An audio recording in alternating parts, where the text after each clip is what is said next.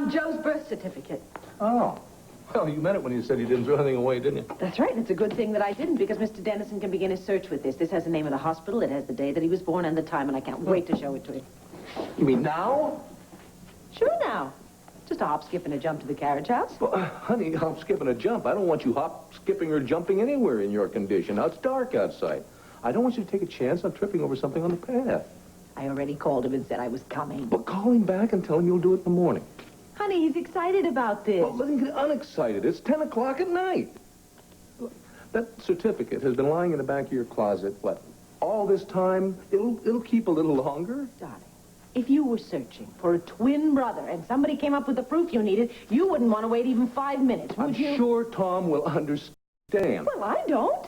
Come on now. Who's always telling me how much he admires my independent ways? Well, I am, honey, but you're expecting this baby, right? Mm-hmm. And I don't want to take any chances. It's best not to take any chances. I haven't seen you 5 minutes alone since you got home. I was hoping that we'd go upstairs, go to bed, snuggle up, and get some sleep. That's lovely, and we were going to do that just as soon as I give this to Mr. Dennison. All right? We'll have the whole rest of the night and the rest of our lives together. Becky. Right. Done. Pour yourself a brandy. Finish reading that good mystery you were telling me about. I'll be right back.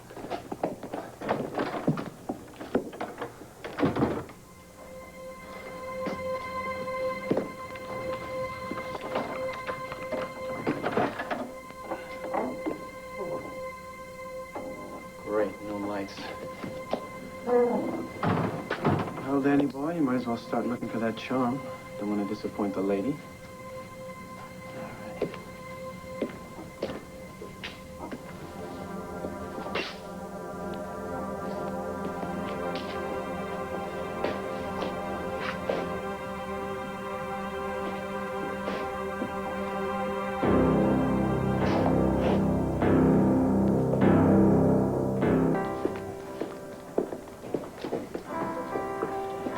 Dad, where have you been?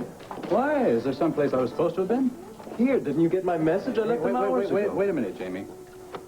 What message? To meet me here at the inn. I've been in my room all night. I wanted to talk to you. I'm sorry, Jamie. I didn't get a message. Well, I'm here now. What did you want to talk to me about?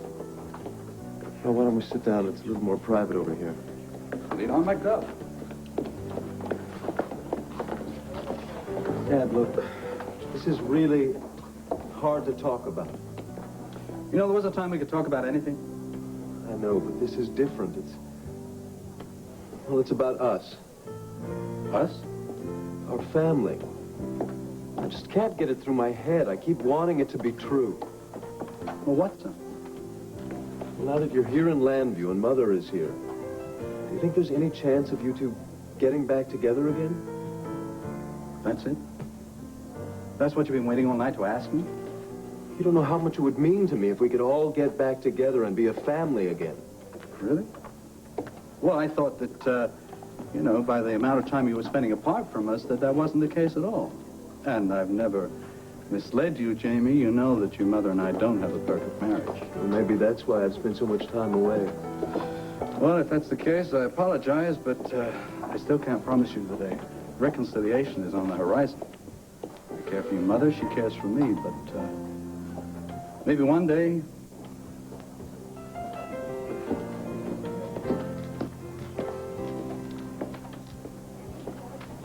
Jamie, are you all right? Yes, I'm fine. I just remember there's a call I have to make. Oh, yeah, go ahead. I'll order some drinks. What's your poison these days? Poison? What's a turn of phrase? I don't care for anything. I'll be right back. What the hell are you doing here? Watch the threads, all right? I told you never to come around here. I don't want anyone to see us together. Then why did you stop me? I didn't know you were going to be here. How do you think? I want to find out what you did with the evidence. You mean the stiff? Not so loud, damn it. Hey, look, relax, will you? Susan got a fine burial, all right? Where? Well, it ain't the tomb of the unknown disciple. She's 6 feet under behind the back street bar. You sure no one's going to see the body? Look, you can't be sure about anything in life. I didn't know that your old friend was going to show up either. Dan? What was he doing there?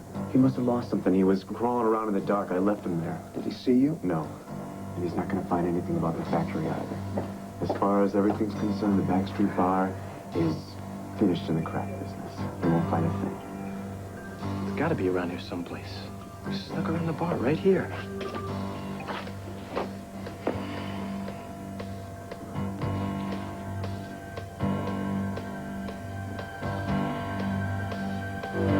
Cord is Clint's son? That's the most incredible thing I've ever heard. Oh, cut the performance, Tina. You have known the truth for months. Otherwise, you never would have married my son. How many times do I have to tell you? I married Cord because I love him more than any other person I've ever met. Would you love him if he wasn't Clint Buchanan's son? And if he hadn't suddenly inherited a real estate fortune?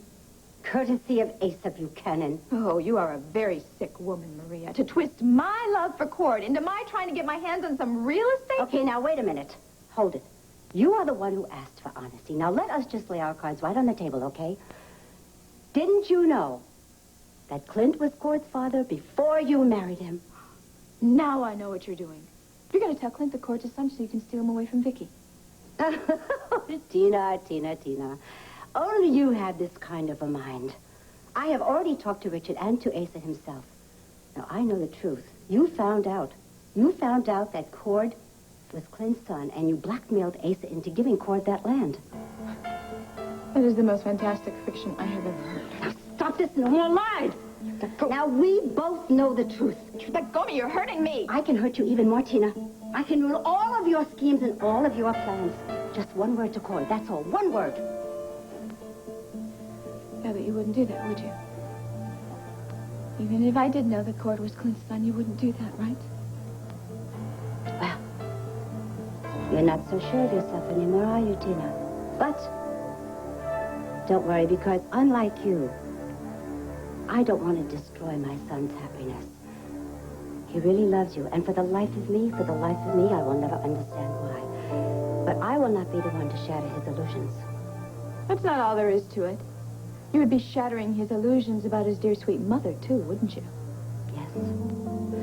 Yes, if he found out that I lied to him all of these years, he would be very angry with me. Angry? He would hate you just as much as he would hate me. Don't be serious. It might take him a while to get over it, but I know that my son will forgive me. But you, Tina? Not in a million years. So? You think you've got me right where you want me here, don't you? Oh, hardly. If I had you where I wanted you, you would have been long gone. Well, personally, I am glad that things are out in the open now, that you know, that I know that Cord is Clint's son. And also that you know that I did my very best to stick up for Cord in dealing with his grandfather. Stick up is about right. But you are not going to manipulate me the way you did Asa. And you are not going to drive a wedge between Cord and me. Because whatever I have done, I did because I love him. Oh, is this another attempt at honesty, Tina? Yes. And here's another attempt for you. You are making a big mistake, Maria, perhaps the biggest mistake of your life, if you honestly think that you can take Clint away from Vicky. It'll never happen. Not in a million years.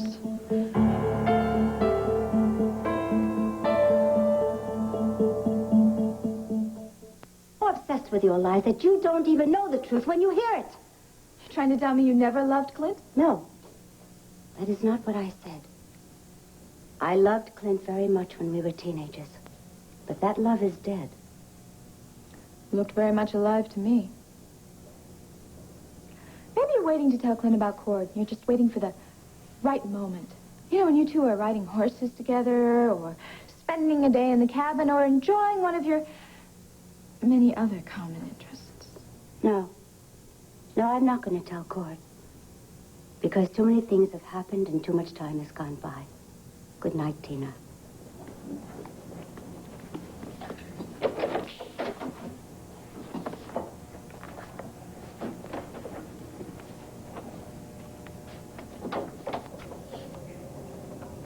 Maria, I know I have no right to ask you to give me fair warning if you should decide to change your mind about telling Cord. You're right, you don't.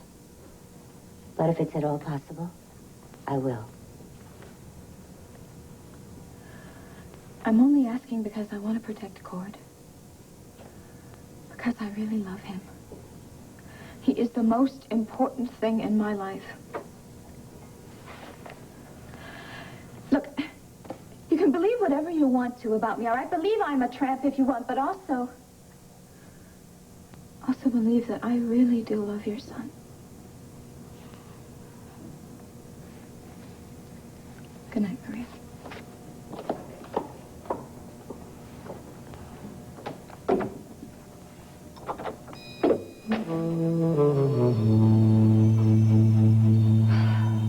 Hello. I came over as fast as I could waddle. Is Mary Lynn around? She might like to see this. She's gone to bed. Mrs. Buchanan, I would like to apologize to you. What for? Well, your husband seems so upset about us going up to your cabin in the mountains, and Mr. Dennison, when your wife was giving birth to Mary Lynn, did you find that you hovered around her a little too closely, maybe? I suppose I did, yes. All right, then. It's all settled. We're going tomorrow. Now, take a look at this. Oh, Joe Riley's birth certificate. Excuse me, Mrs. Buchanan. Please. Won't you call me Vicky? Only if you call me Tom. That's a deal. Okay. Vicky, I want to thank you for helping me this way. It's just... Oh. What is it? Did you find something? I don't recognize the name of this hospital, St. Anne's. Of course, my adoptive parents didn't tell me where I was born, only when. But Joe's birth date's the same as mine. That can't be a coincidence. That's got to mean there's that... nothing here to indicate that Joe had a twin. Yes, but if it should turn out that you were born at the same hospital Yes, where you he just was... read my mind, Vicky. Tomorrow, before we go up to the cabin, I think I'll stop off at the St. Anne's Hospital. Is it far from here? No, it's on the other side of Philadelphia. Oh, good. Excuse me. They're bound to have a record of whether or not another child was born on this date around this time, right? That's right. And if there was... That means Joe and I have been twins all along, and I have found a brother, and maybe even found out who I really am myself. It's so wonderful. I'm very sorry. Thank you. Thank you very much. Thank you. Will you please forget about the damn tape? How can I forget about it, John? It's out there somewhere with Susan, and it's all that stands between me and freedom. Dorian, I promise you I will find it. How? John, as long as I'm in here, you're in here, too. All right, then Herb will find it for us, but you are not going anywhere. John, if you'll help me escape, I know I can find Susan. And if I find her, I'm going to find that tape. No, the safest place for you is right here. How can you talk about safe? Somebody tried to smother me tonight. The only time I'm going to be safe is once I get that tape and get out of here. Dorian, I'm not going to argue with you anymore. And I'm not going to let you risk that beautiful but stubborn neck of yours one more time either. Guard, is there a problem? No problem. Just explaining to your patient that she's a prisoner as long as she's in this hospital. Yeah, once a screw, always a screw. Maybe she doesn't deserve a visitor. Visitor? Who is it, my lawyer? Your daughter. But if the guard here says that he doesn't approve... No, that's all right, nurse. She can see her daughter. But just keep in mind that I'll be out here with the other guard, and don't start any of your trouble. Very well, I'll bring her in. Thank you. Why did you do that? So Kathy could come in? What do you mean? You don't want to see Cassie? Well, it's just, if Kathy sees me like this, injured, knows and finds out that somebody tried to kill me, she's never going to go to Europe. Okay, then I'll have the nurse tell her she can't see you. But that's even worse. I've got to find some way that she won't find out what happened. She can't see you here, because if she finds out that you're here, undercover, posing as a guard, she'll know that my life is in danger. All right, I'm going. But how are you going to keep her from finding out? I don't know. I'll think of something. Now, you keep out of trouble, Mrs. Lord, like I said. Yeah. Okay, genius. Think of something.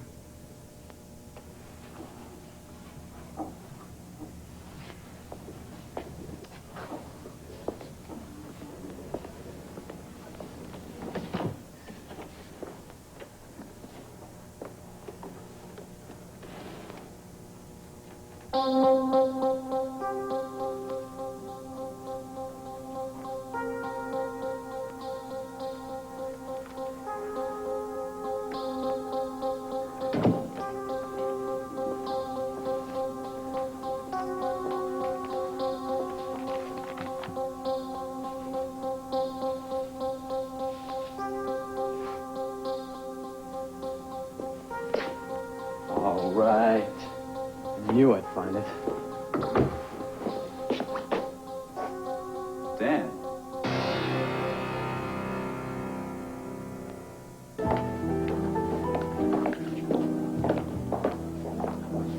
Sorry, that call was kind of important. And the gentleman you were talking to is important, too? No, he's just someone he's trying to get me interested in some business venture. Well, from the looks of him, he doesn't seem the kind of person I would want you to get involved with. Dad, business is like politics. You can't always pick your friends. No, but when you remember the Sanders family, you have to pick with a little more care. Don't you ever get tired of carrying around the Sanders crest on your back? I sure as hell do. Well, the responsibility can become a burden, son. But with it comes the privilege and the financial reward you've always enjoyed. You're not going to snub your nose at that, are you? It's not what I'm talking about. It's just that sometimes... Look, the Sanders name means something in this country. I've done my best to keep that name untarnished, and I trust you'll do the same. It's not always an easy thing to do. No, we have to do our best. That's the Sanders way. Look, Dad, I have another name, too, my own name, and I have to try to make something out of that name. Look, I admire your independence, son, but I have to warn you. A young man with ambition can easily become the mark of fast talkers and smooth operators, like your friend. I told you he's not my friend. Now, let me finish. You may think that you can wheel and deal with the rest of them, but in the real world, they'll eat you for breakfast. Well, that's a standard lecture. I hope some of it got through. Now, let's talk about something more, pleasant. I'd love to. Your mother thinks that I've been neglecting you. Now that I'm back from the States, I'd like to make up for old times. Dad, you don't owe me anything, really. Look, I don't want us to drift apart. It's been a long time since we went sailing or fishing up at the lodge. What do you say we make plans? All you have to do is not faint. Mom, are you all right? Yeah, fine. Honey, especially fine now that you're here. Oh, I was so worried about you when they told me that you were in the hospital room. Oh, what is happened? that what they told you? Those ninnies. Listen, I am working in the hospital. That's what they should have told you, see? They found out about my medical background, and so they put me to work, you know. That's all, and I hate the hack, though. It's just, it isn't me, is it? Boom, goodbye.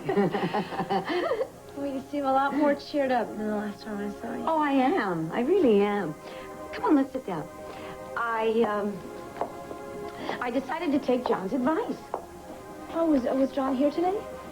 Yes, he was. So was her. And they told me I have a lot to be optimistic about, you know, while my appeal is pending. Have they heard any new evidence about Oh, listen, come on. Let's leave all those tedious details to the lawyers, shall we? You came here at night. You wanted to talk to me. Let's talk about you. There's nothing much to talk about. You call a European vacation nothing.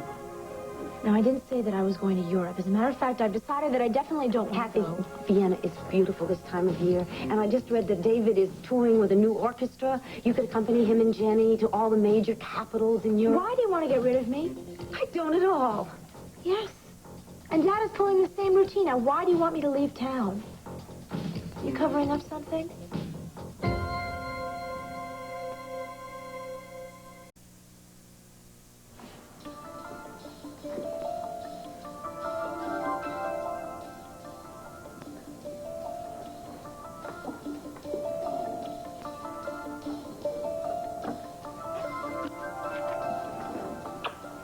We done it. I haven't been able to concentrate on a word I read. Oh, I'm sorry, honey. It took just a little tiny bit longer than I thought it would. Well, I'm not upset.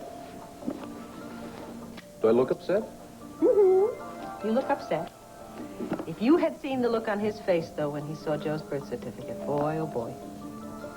Well, does he have a twin or doesn't he? The suspense is killing me. No. No, he's not absolutely sure yet. But their birth dates are exactly the same. So tomorrow he's going to go to the hospital where Joe was born. He's going to check out their records. Really? Yeah. Well, good for him. Then you don't have to go to the cabin after all. Oh, yeah, we'll go right after Tom gets back from St. Anne's. I see. Have fun. It'll be a lot of fun if you come with us. Come on, honey. While Tom is going through all those old papers, you and I can go for a lovely long walk together in the woods, just you and me alone. I need more notice. Somebody has to run the paper, you know. Oh, what a grouchy old bear you are. Didn't anybody tell you bears belong in the woods? I'm not a bear, I'm an editor. Cut it out. Yes, you're a grouchy old bear. You should see yourself.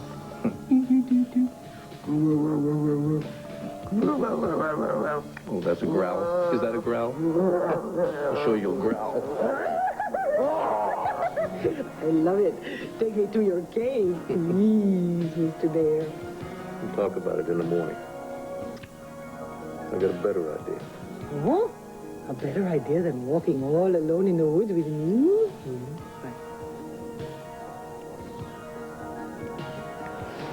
My mother warned me about men like you. Your mother was right.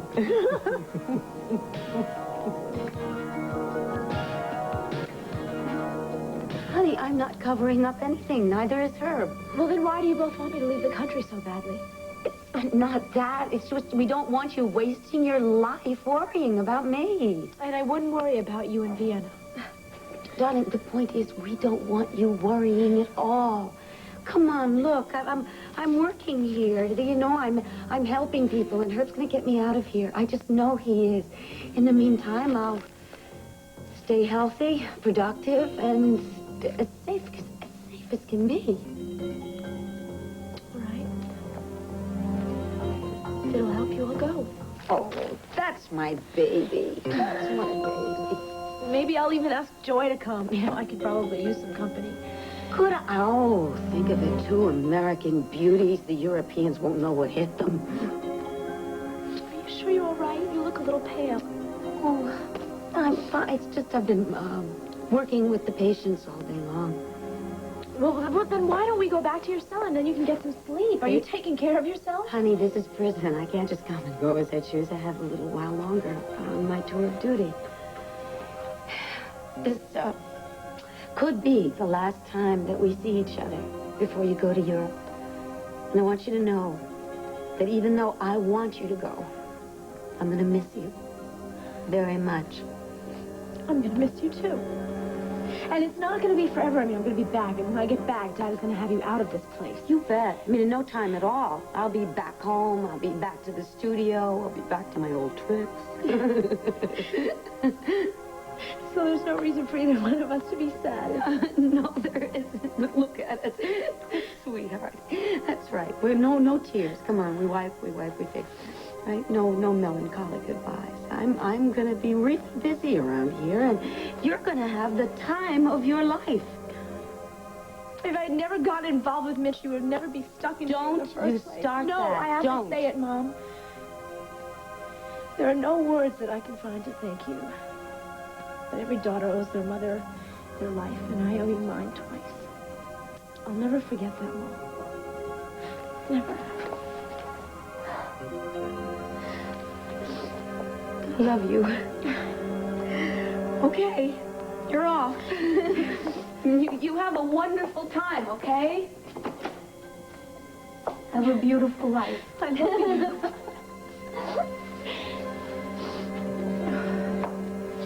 Love you, baby.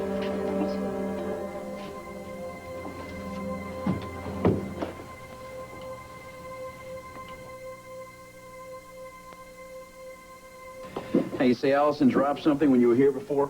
Right. When we came to see Clover's apartment. I came back here to find it. The lock's been picked, Lieutenant.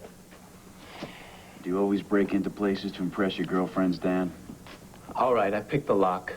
But look around you, Rafe. There's nothing here to steal. All I wanted was that locket, and then I was going to leave. I mean, look, it's no big deal. It's just a little gold heart that Allison's mother gave her. So can I please leave now? What's that on your sleeve, Dan? What's what? How'd you get blood on your shirt? Blood? God, I don't know. It wasn't on me when I came in here. Looks fresh to me. By the looks of things, you didn't cut yourself. Lieutenant, there's some here, too.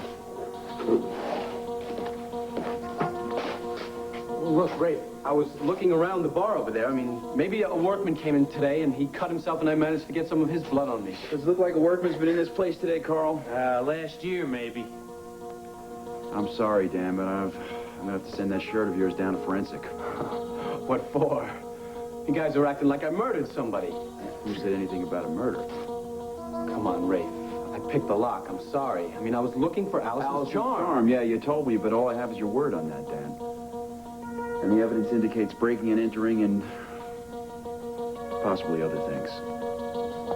I'm sorry, but I can't let it pass. Come on, Rafe. You know me. Dan, come on, just give me the shirt.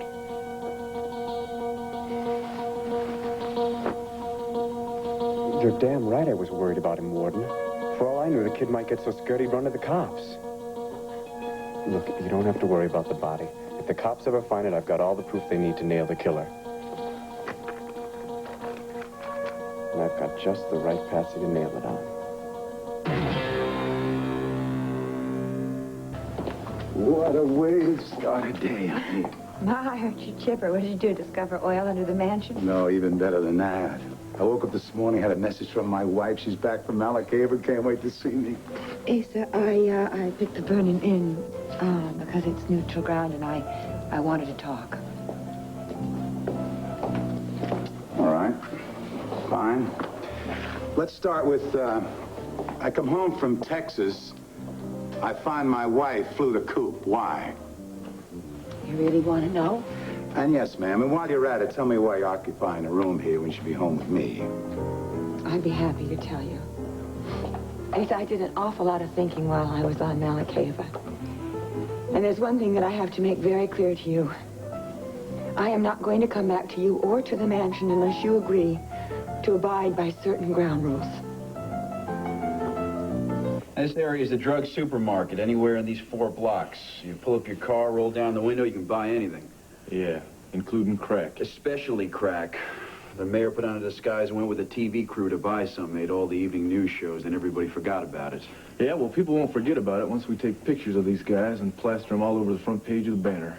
Cord, I still don't see how you're going to get these guys on film without being spotted. No sweat, Sherlock. That's not bad. You'll still be risking your life. Yeah? Well, that's okay, because I know what the risks are, and I'm not worried. Well, I am. I'm assigning my best undercover cop to go along with you. And no arguments or the whole plan's off. Rafe, I got the lab report back. They analyzed that blood from Dan Wollick's shirt. I think you better take a look at this.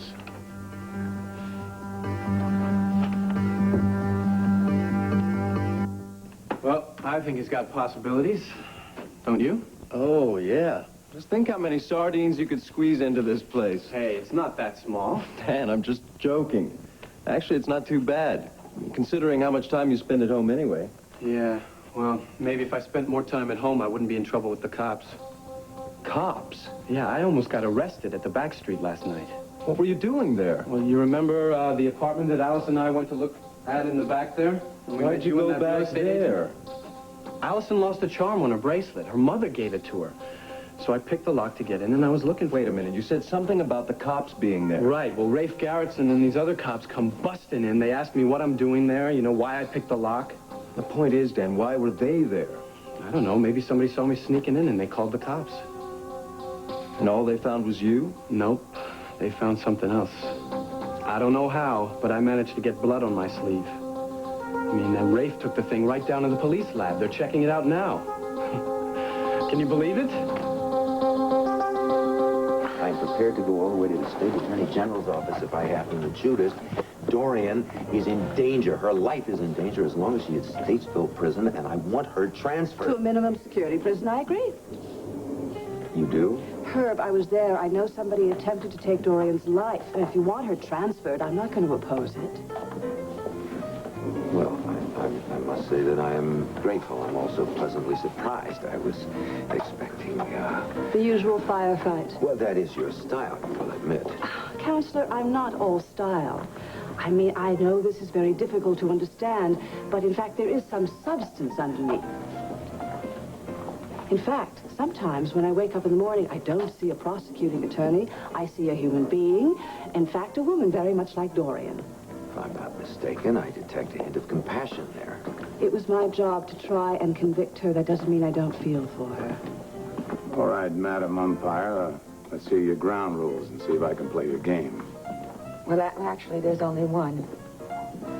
You must never, ever involve me again in one of your lies. And if you do, then I'm gone. Hold on. Are you saying I have to tell Clint about Cord? If you haven't got the courage to tell Clint that Cord's his son, then maybe you can just muster up enough courage to at least keep me out of it. This has nothing to do with courage. I've ridden more bucking horses, gone after bigger game than anybody. Asa, I am not talking about that kind of courage. I'm talking about real courage, moral courage. You're saying that I've got to lose the love and respect of my son? No. Asa, you just don't see it. You will lose the love and respect of your son if you don't tell the truth. This is the deep soul-searching you did in Malakeva? This sugar-coated, simple-minded philosophy? All right, the truth may be simple, but it is not simple-minded, and your idiotic lies do nothing but get you in more trouble.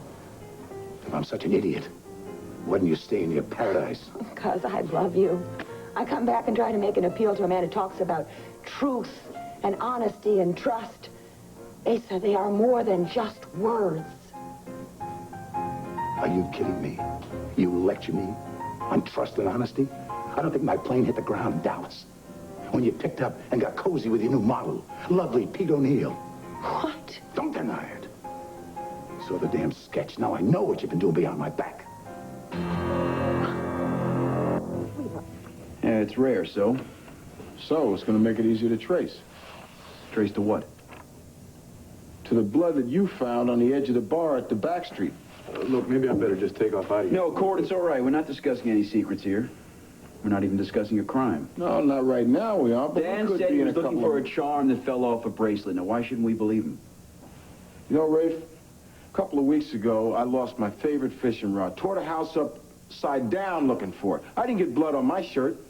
Dan says he doesn't know how that stain got there. Maybe a workman cut himself earlier when Dan was searching around the bar area. Look, I don't mean to butt in here, but, you know, there are a lot of bums hanging out in that alley all the time. Maybe one of them got in there and spent the night and... Of course, you know. and if that same bum had cut himself in a rusty old can or something... I don't believe this. You're doing it again. I just once would like to arrest somebody that's not a personal friend of yours, you know? I mean, it would spare me the violins. Dan Wolick is a good kid. And before you go accusing him of something, you better have a damn good reason. Or a body, or both. You know what's worse? The insult to Pete or to me. I meant it for both of you. It takes two to dozy-do. Do you expect me to dignify that comment with some kind of response? In other words, you were not going to deny it. Oh, it's so typical Ace of Buchanan. The best defense is the offense. You can deny your culpability by being offensive with the best of them. I can admit my sins. Why can't you? Because I haven't committed any sins against you, Asa. And you're not about to. Especially with this ambulance chaser. When I found that sketch in the wastebasket, I went over to see your friend O'Neill. You did what? You heard me. And I told that snake in no uncertain terms, keep your paws off my wife. Oh, my Lord, I don't believe it. Do you think I'm going to let him hang the horns around me and get away with it? I don't believe it, that you could accuse me. You could even think that I would be with another man. You ran away from me, that's all I know. And then you ran to the blasted island when things got a little tough. Asa, I had my reason. Yeah, is it reasonable to not to tell me where you are? Is it reasonable not to answer my phone calls when I track you down? Is it reasonable to be at this inn instead of sharing our home together? I cannot share anything with you if I had to share those lies. I'm going to tell you something. You share everything, or you share nothing, Pamela. Now, get your bags. Are you going to come home with me to the mansion or not?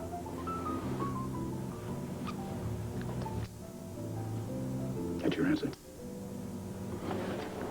The hell with you, lady.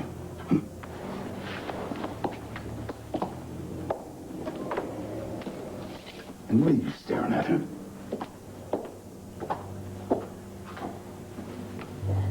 I thought you'd be as excited as I am. Of course she's excited. Aren't you excited, Joy? All right, you through your coffee. Do you want more? No, what I want for you is to just calm down, settle down, and listen to what Cassie has to say. That's right. Look, Jenny and David told me on the phone this morning that they would love to have us both stay with them. Do you have any idea what Vienna is like in autumn right now? All the tourists are gone. You and Cassie have the whole world there to discover. I've got school, remember? I thought you were doing independent study. She is. Art history. And what better place to do it than Vienna? That's right. I just need time to think, all right? No, there's no time. The flight leaves tomorrow morning. Tomorrow morning? Yep. No. Joy, look, we all know that these last couple months have been very rough on you. But, darling, what better place to go, what better time to go to Europe and just cool out, to rejuvenate yourself? Well, I'm doing just fine. You're not doing fine. You're doing dishes and you're up in your room reading old magazines. Cassie is offering you a chance of a lifetime. That's right, and we'll have so much fun. Well, what about missing everybody? Especially your mother. I've thought about that, but my mother wants me to go. Besides, she's being transferred to another place. Did I tell you that? She's going to be safe and sound until she's released. Well, look, you know, if Cassie has no reason to stay here, then you have even less. I'll make it easy on you. I'm kicking you out of the house. I have no choice. Ah, and it's settled. All right, let's go to your room and pack your things, but remember, you don't want to bring too much because we have to leave a lot of room for buying things. Cassie doesn't know about the attack last night, does she? I guess Dorian wanted it that way. Well, knowing Cassie, she wouldn't leave if she thought her mother was in trouble. You haven't heard the latest, have you? According to the warden, Dorian caused a near riot there. All to help our good friend, Susan Bates, escape. You let the cops catch you at the back street with blood on your shirt? How could you do such a stupid thing? Hey, what are you giving me such a hard time for? I told you I didn't do anything. Well, what did you say to them? How did you explain being there? I said I was looking for Allison's charm. What about the blood on your shirt? How did you explain that? What's to explain? I told them that I accidentally, you know, must have rubbed off on it. What if the cops don't buy your story? Look, Rafe Garrettson's a good guy. He's got no reason to doubt me. What's it to you, anyway? You act like you're the one they arrested. I'm sorry. I guess I'm just nervous about my folks finding out that I had anything to do with the back street. What do they care if you're thinking of buying the place? They see me as the future prince in politics. It wouldn't please them to know that I was going to buy some restaurant. Oh, so that means you don't want anyone to know Allison and I saw you at the back street? I'd appreciate it. You got it. I know what it's like to have parents breathing down your neck. Oh, that must be Allison. Allison, what took you so long? Dan Wollick, when you call a girl at 9 o'clock in the morning and say, hop out of bed and come right over, you better be prepared to wait. Hi, Allison. Now, from the look on this man's face, the wait was worth it. Well, I'll leave you in his clutches. I mean, his hands. Thanks, Jamie, I think. Jamie, about our agreement. Don't worry. Thanks, Dan. You don't know how much I appreciate it.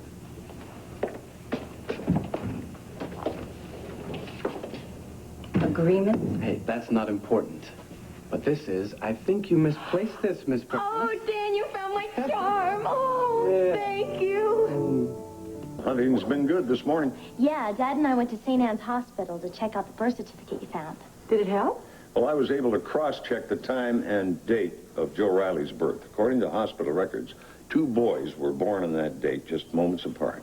But that proves it. Then you and he were obviously Well, twins. it doesn't prove that it was Joe and me, but I think it's a step in the right direction. And maybe we'll take the final step at the cabin. Yeah.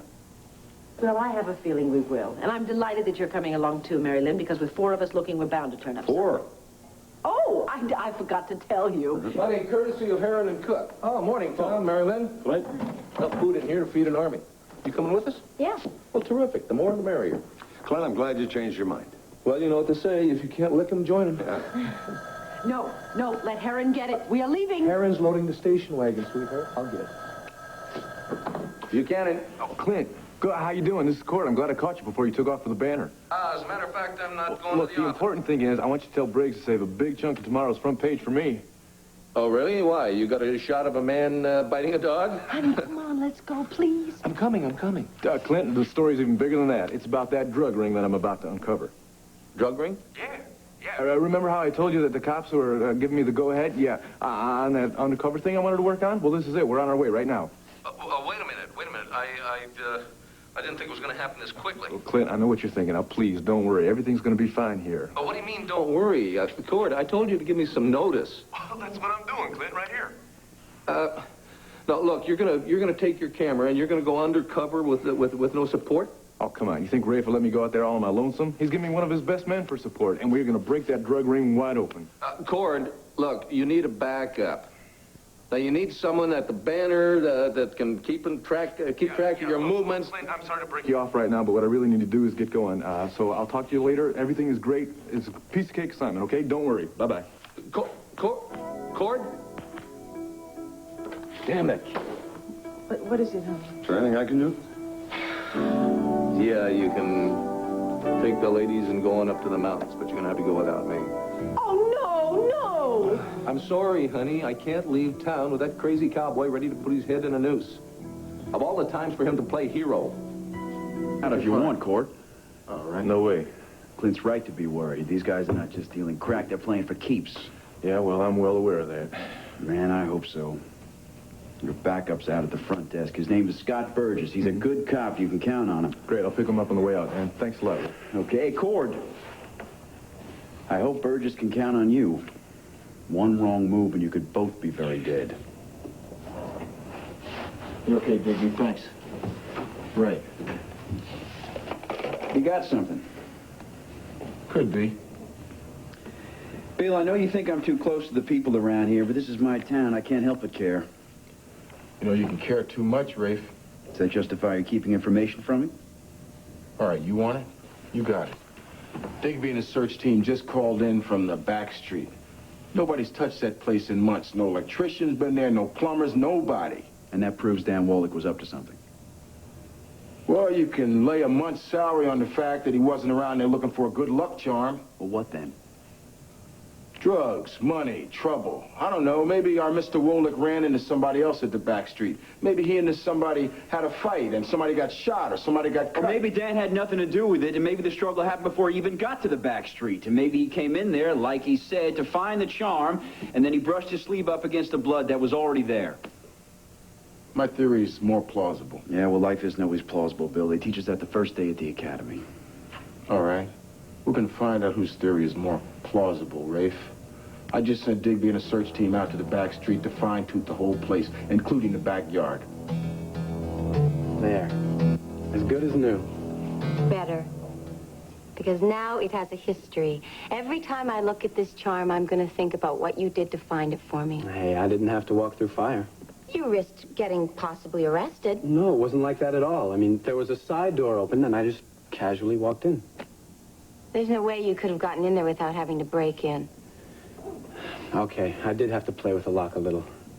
I knew it. So did you run into that real estate and Jamie again? At that time of night, no way. Oh, there's the key.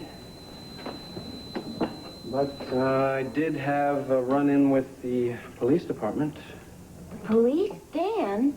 It's no big deal. How can you say it's no big deal? That just makes me think that it was a big They'll deal. just slap me on the wrist, that's all, once they forget about the blood. Blood? Now, hold on a second. What happened to you? Allison, nothing happened. When I was looking for the charm, I managed to get a little blood on my sleeve, that's all. Whose blood?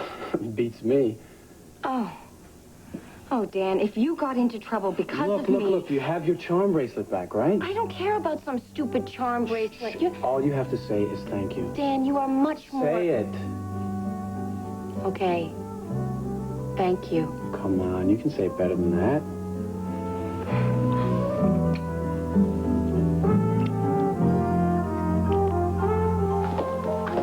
Oh, Mom, great. I was hoping to see you before I go. Go where? Well, I haven't talked to Dad yet, but I'm hoping to get the yacht. Where to?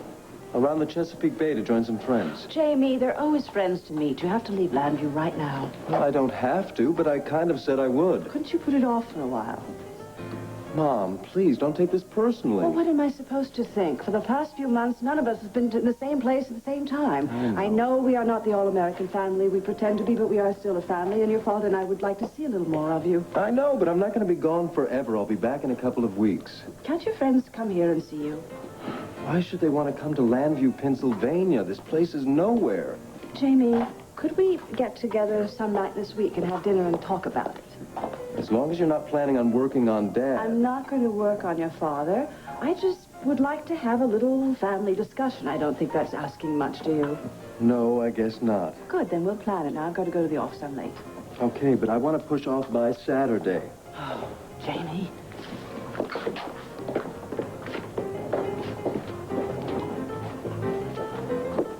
A boy and his mom. Now, isn't that touching? I wanted to find you. Listen, I've got to talk to you about Look, it's something. not important. What's important is this. Since when are you into gospel music? I'm not. But little Susie was. Susan, what do you mean? Did you take that off? Shh, it doesn't matter where I got it. What's important is what you're going to do with it. I don't want any part in it, Look, Vince. you don't have to hold on to it for a long time, just until you place it in the right place. And that's Dan Wolf's apartment. I think I would plant some tape in Dan's apartment. Look, let's just call it insurance. Against what? Didn't you say that the cops found Dan snooping around the back street after I left with blood on his sleeve? Yeah, he got some on accidentally. They can't trace it back to Susan. Not yet. But guess what I heard from a friend downtown? The cops are going to close in on the back street. And they're going to check it out in the back behind the bar. No, that means they're going to find the grave and Susan's body. You catch on quick. And as soon as they find Susan's body, they're going to check into who owns that place. They can't trace it back to me. The back street was bought by a corporation out of town. A dummy corporation. But the cops ain't dummies. Now, they're going to check that out with their computer, and they're going to find out who owns the place. And that's you. We can't let them do that, Vince. They're going to find out that we were dealing in crack and that I was involved in Susan's murder. Look, we have to keep them from asking too many questions. How? Once they find out there's a murder, They'll need a murderer. Somebody to pin it on and make it stick. Unfortunately for your pal Dan, he was in the wrong place at the wrong time. I know what you're thinking, Vince, but no way. Look, it's a perfect plan. You plant the tape in his apartment, the cops go looking for it, they find it in Powell. They connect Danny Boy with poor dead Susie. There's a lot of things I'm not proud of, but that's it. I don't sell out my friends. You're already involved in drug trafficking, and you were an accessory to a homicide. Are you going to let a little thing like friendship put you away for the rest of your life? Damn it.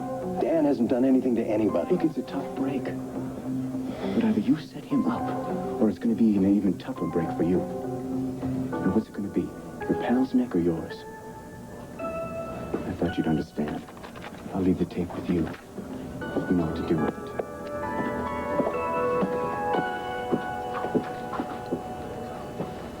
How can I go to a sophisticated city like Vienna when I have nothing to wear? What? What do you mean, nothing to wear? You've got a whole walk-in closet upstairs, not to mention all your winter clothes in the closet down here. They're all old and used. And at the very least, I'm going to need a new winter coat. What happened to last year's new winter coat? No, she's right. I mean, that coat isn't going to do it all. Why not?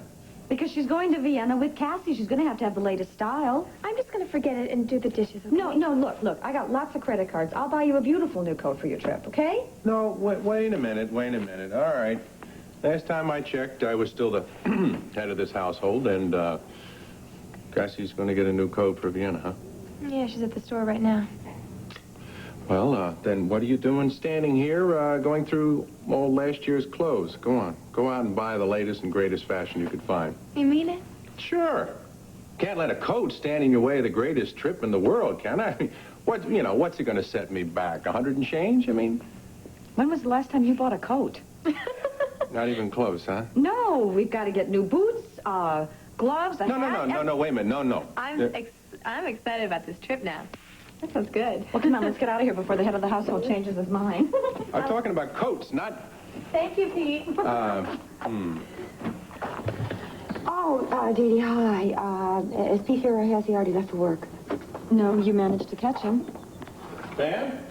Oh. Welcome back. I was beginning to think you fell off the face of the earth.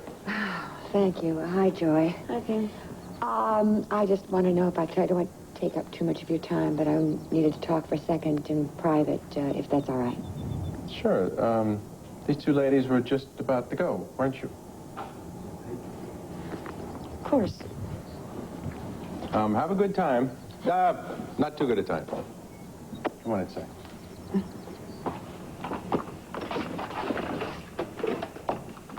Well, this place is like Grand Central Station. What with Joy leaving and you're coming back from Malakeva, you were missed, you know. Pete, I came by to apologize. For what? You didn't have to send me a postcard from Malakeva. No, this is serious. I heard when I came back that Asa had confronted you and accused you of chasing his wife, and I want to say I'm sorry for the misunderstanding. Pamela, who said there was a misunderstanding? Honey, this isn't some county fair he's going to photograph. It's a very dangerous undercover shoot. Do you think Cord's bitten off more than he can chew, huh? You knew him back in Texas. Did you ever know him to let the common sense stand in the way of a little adventure? If it's that dangerous, I don't want you involved in it either. Somebody's got to stay at the banner next to the telephone in case he calls. Sicky's right. That somebody doesn't necessarily have to be you. I'm the one that's been doing the drug investigation on the banner, so I will man the phone.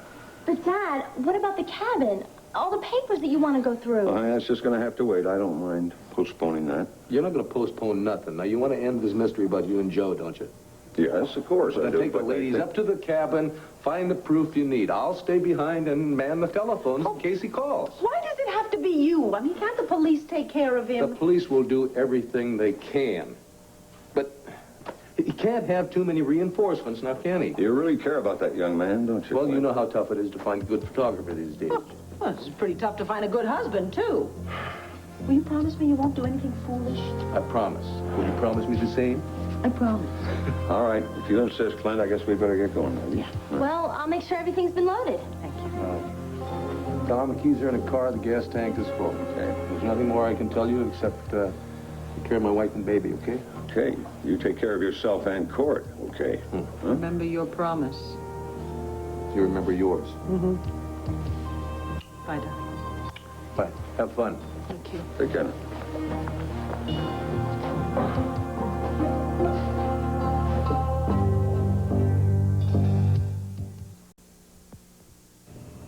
Pete, there is no reason for you to defend Asa.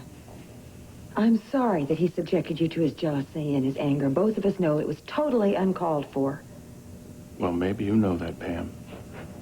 But I don't. I guess Ace is a lot sharper than I thought he was. I wish I understood what you were talking about. Oh, I think you do know. Pam, come on. If Asa could see how attracted I am to you, you mean to tell me you missed it? Pete, I came over here to apologize for my husband, not to encourage you to think that Pamela. Now, I've never made a secret of how I feel about you. Now, are you going to tell me that you don't feel something, too? Well, I enjoy your company, if that's what you mean. That's not what I mean, and you know it. Look, Pete, I can't deny that I feel closer to you than any other man I've met since I married Asa. You mean Captain Jeb Stewart? No. No, I mean my husband. Now, we are good friends, and we can remain good friends. Pete, that's all it can be.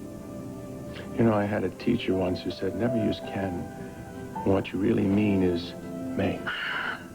You know, I know people think that marriage vows are a little old-fashioned these days, but I've never been one to be in tune with the fashion. Pete, as long as there's even a chance that I can save this marriage, I can't entertain the thought of any alternatives. Okay. So you came back from Malakeva to the mansion to give it one last shot.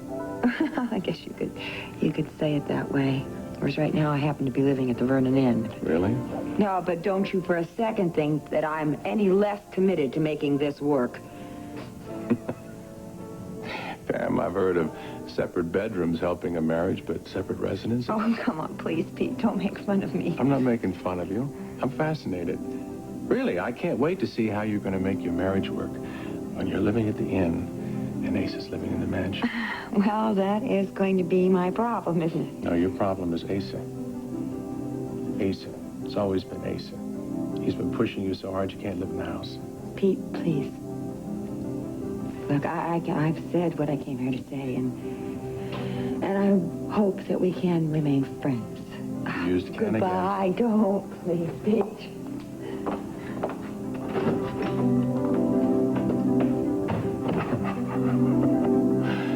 Just friends, Pam? Aren't you going to wish me bon voyage? Is this that famous world traveler, that femme fatale of the jet set? No, it's just Kathy Callison from good old Landview. Shoot. I'm going to miss you, Dad. I'm gonna miss you too, honey, more than you know. You're gonna be fine. And you know, as soon as Mom gets released... Yeah, well, she everything- may not. That may not happen overnight. I know that, but I mean, it's gonna happen soon. Oh, right. I mean, that's the reason I decided to go, is because I knew that Mom is gonna be safe and that freedom is just around the corner. Cassie, Yeah? you're right. There's nothing to worry about, nothing to hold you back. You just have to have a wonderful time. That's what your mother wants, what I want to. All right. Good. All right. Break it up. Come on. You know, we got rules here against open displays of affection in the Vernon lobby. Since when? Since you stopped giving it to the owner. Oh, well, listen, you better hurry up and kiss her goodbye. She's leaving for Vienna tomorrow. No kidding. You decided to go. Well, that's Yeah. great. Well, you had a lot to do with it. I mean, when you told me that I would be taking a vacation for Mom and for myself, and then Mom said the same thing, how could I refuse? Well, now all you need now is somebody to share the adventure with. Good thing I already volunteered. Yeah, and if ever I saw a moment where three's a crowd, this is it.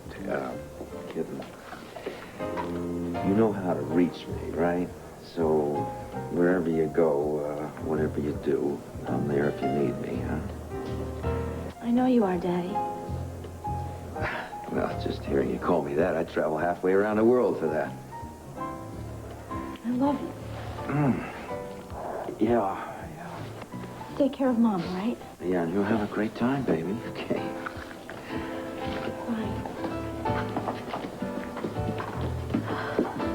So what do you say? You and I gonna ride off in the sunset? I don't take it too hard, buddy. You win some, you lose some. Yeah, and sometimes you get rained out. I know I've been telling myself that all morning. Doesn't seem to help a bit. Yeah, well, you and Burgess went to the right block according to our information. Nobody blew your cover, did they? Are you kidding me? I don't think anybody noticed us. You know, Burgess and I were the only ones out there in the alleyway in the corner all morning. No drugs, no dealer, no story. Doesn't make any sense unless they decided to shut down suddenly. Or maybe there was some kind of leak from inside. Well, I doubt that. We handpicked the people who knew. Yeah. Well, look, whatever the reason doesn't make any difference because next time we are not going to make the same mistakes. Well, what next time? Burgess and I did get one very interesting tidbit of information this morning. Seems that there's going to be some high-powered drug meeting over at the Cameron House. You know, that building over on River Street? A board meeting of crack dealers. Yeah, we think it's going to be something like that. So we're going to move our whole undercover operation over there, and I'm going to be taking pictures of everyone who shows up. Catch you later. No, wait, Cord, wait a second. Before you get... How you doing? All right. I just heard Digby and his search team out at the back street. They hit pay dirt. What did they find? Freshly dug grave out back. They opened it up, found a young woman's body inside. It's on the way to the morgue now. We ought to know in a few minutes who she was and how she died. To date, and I'm ready to go. I already have a companion. I'm going with Joy. Oh, well, Joy's fun. I like Joy. Bring Joy along, all three of us. We'll have a great time. Rob, you don't understand. Look, Cassie, we didn't get a European vacation when we were married. Rob, I think that if we go this can't time... go with you. I thought we had an understanding together. I thought we reached one. You know, we're friends. There are no strings attached. You go your way, I'll go my If you're way. my friend, then you'll understand why I can't go with you. I'm not going to make any demands on you. You won't mean to, but we can't just be friends. We've just been through too much together. There's no way that we can forget the past. Well, I'm willing to try. No. I'm sorry, Rob. I just want to make this break as clean as possible. I'm sorry. No, well, you're right. You're right. You should start a future and, do what you do. Have a good time. I just wish I could come along for the ride, that's all. Rob. I only want good things for you, you know that. I know. I want what's best for you. I hate saying goodbye. Don't say goodbye. We'll see each other, I know it.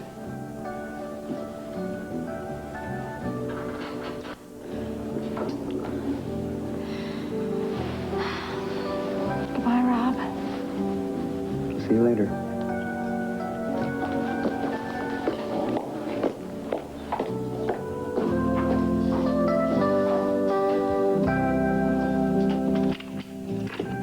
Here we go. Come in, please. What is it, Marilyn? Those Indian relics on the shelves. Oh, yes, honey, I noticed them when Clint first brought me up here. You collect those too? That's right. It's just uncanny. It was the same face, same taste. Tell me something. Did your wife look anything like me? Well, same type, yes. Vicky, I saw a field of wildflowers when you were driving up. Would it be all right if I picked some for the house? Oh, that would be lovely. Thank you, hon. Thanks. Don't wander off too far, sweetheart. Did Joe Riley worry as much as my father does? Even more. She's a very, very lovely girl, Tom. You should be very proud of her. I am. She practically raised herself. Did she? Well, I'm sure she had a lot of help from you. Oh, a little help and a little hurt. I sometimes feel I may have cheated Mary Lynn by not remarrying again, but she has a right to the love of a mother as well as a father. She seems very loved to me. Why are you so hard on yourself? Well, I hope we didn't come up here to talk about that. Oh, no, not at all. No, we came up here to look through some old yellowed papers. Right. So that's where we should start. That's the box you're telling me about, huh? Yep. Mm-hmm. Joe's old footlocker. I asked the caretaker to take it out of the closet for us. Right. Shall we start digging? Yeah. You're not nervous about learning the truth? Oh, it shows, does it? Well, let's get to it.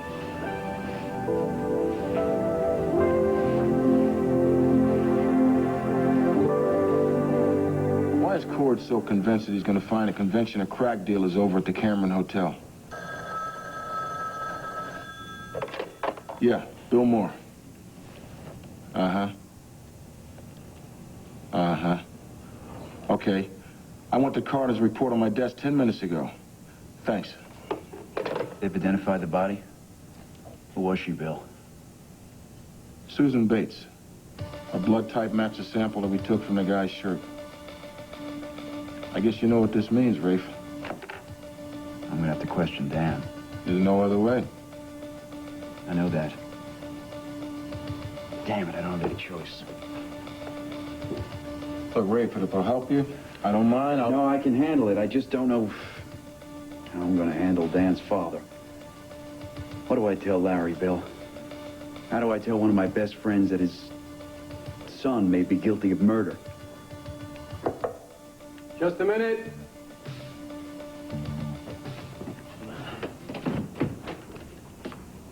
The joke about the sardines was kind of a cheap shot. I hope this will make up for it. Jamie, get in here, will you? What's in the box? A whoopee cushion? Hey, my friend gets an apartment. The least I can do is give him a housewarming present. You know, you're really something. You act so cool all the time, but you're really an old softy. Yeah, that's me all over. Go ahead, open it. You didn't have to do this, you know. I mean, in this shoebox, I don't have much room for much more. Let's see here. What is this? What in the world is this? It's a radio, the kind you hang in the shower. I remember I used to sing every morning on the sailing trip. So for the sake of your neighbors, I thought I'd give you some real music instead. Well, thanks a lot. Go ahead, see if it works. All right. We'll see you in a flash. Help yourself to what's in the fridge. Great, I just might.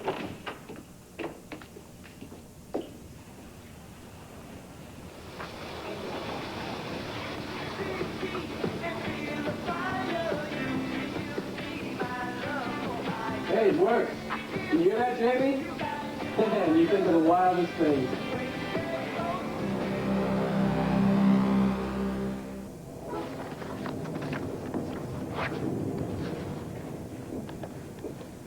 Well, well. Some pretty fiery language in here. Tell me something, Vicky. Did you ever get the freezer fixed? Huh? Yes, we did. Yes, we finally did. Took about 2 months and 13 of those. It got to the point where you couldn't mention the word freezer without Joe going nuts. I can relate to that, believe me. Well, wow. Mary Lynn's going to get caught in a downpour if she doesn't get back here soon. Oh, starting now. Oh, no. What is it? What's wrong?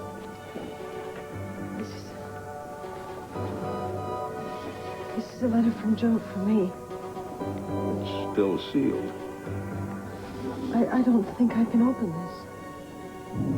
I mean, there had to be a reason he never sent it to me. Well, perhaps he just forgot. Maybe.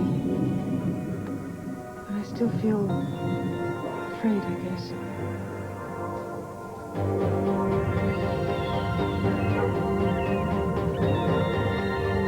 How does your head feel? It throbs every now and then, but it's not too bad. Herb, I don't need to be in here anymore. No, you're safer in the hospital under the circumstances. I'm going to keep you in here until your transfer to minimum security comes through. Under what circumstances? They found the body of Susan Bates. She's dead? It was in a grave behind a back street bar. The police discovered it about an hour ago. What about the tape? Yeah, it wasn't listed among her possessions. Herb, that tape is my only ticket out of this place. Sweetheart, I know that. I'm meeting with Rafe Garrettson later on. In the meantime, the police are searching the area for clues. Maybe the tape will turn up. Who killed her? Why? No lead so far. Oh, what do you want to bet? That whatever the reason is for killing her, it has something to do with whatever it is that the women are doing around here when they're taken out of this prison at night. And what do you want to bet? That Matron Spitz did it, or had it done, or even the warden himself. Making an awful lot of assumptions. Herb, and when I think about it, it all starts to make sense. How? How did a male convict get loose in my prison cell block? How did he have a gun? I'll tell you how. Because he was hired to murder me.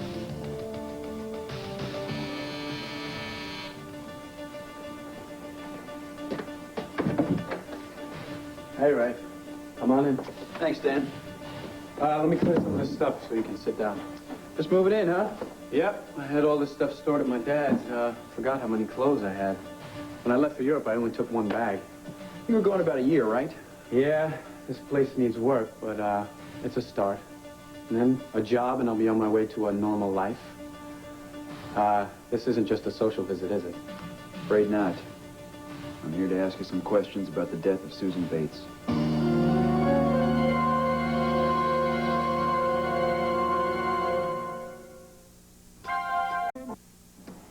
Well, I'm glad to see you made it back safe and sound. Sit down, Clint. I'm fine. I tell you, there was no chance of any danger over there because nothing went down. Every single one of those street corners that the cops had pegged for heavy drug trafficking was totally inactive. Nothing happened. Why? Word get out what you and the cops are planning to do? Well, nobody knows for sure. I'll tell you one thing. Rafe sure as hell doesn't like the idea that one of his cops may be going around spreading departmental secrets. But we did get lucky. We found an informant. And he told us that there is a big drug meeting going on over at the Cameron building this afternoon. All the head honchos of this drug ring are going to be there. Well, no, wait a minute. I hope you didn't stop by here to tell me that you're planning to pretend to be one of those honchos. No way. No, you think Rafe would let me do that? He's got me going over there pretending to be a painter. And I'm going over with Scott Burgess. He's the cop who helped me out this morning. We're going to set up our stakeout right there in the lobby. And what? Sneak photographs of these dealers as they come in? You got it. That sounds a little risky to me, Cord. Well, Clint, we have got to take some risks, all right? That is the only way we're going to get this human garbage off the street and keep them from selling that stuff. What do you mean we? You're a photographer. You're talking like a frustrated cop. I've got to do something, Clint. I got to settle the score with these guys for what happened to that friend of mine back in El Paso. All right, all right. Look, I know that this is a hot issue with you. But damn it, be careful. And if you get in a bind, do me a favor, call me. I will. Well, Clint, come on, I'm going to be with the cops. Everything's going to be just fine, all right? So how you doing? How's everything around here? Oh, how's Vicky? She around? I'd like to say hi. Vicky and Tom Dennison and Tom's daughter drove up to the mountain cabin. They're looking for something, anything that will prove one way or the other if Tom Dennison and Joe Riley were really twins. Well, too bad they couldn't pick a nicer day, huh? Too bad they didn't pick another month. I'm probably being overcautious, but it just bothers me that they're making the trip this close to Vicky's due date. She's got more than a week left, doesn't she? Big deal. A week? That's supposed to make me feel good? Cord, I don't mean to take it out on you. I'm just on edge. That's all. I just don't see the trip being that necessary at this particular time. I'd like Vicky to be here in this house until she has to go to the hospital. Well, maybe if you had a little more experience in this type of thing, then you wouldn't be so nervous, huh? Maybe. The point is, I don't have a little more experience, therefore I am nervous. Meanwhile, I'm not all that excited about her poking around in an old trunk filled with memorabilia about her late husband. I mean, it's got to cause her some sadness. And this is supposed to be a happy time for us. You know, and I'd like her looking forward to the future instead of dwelling on the past.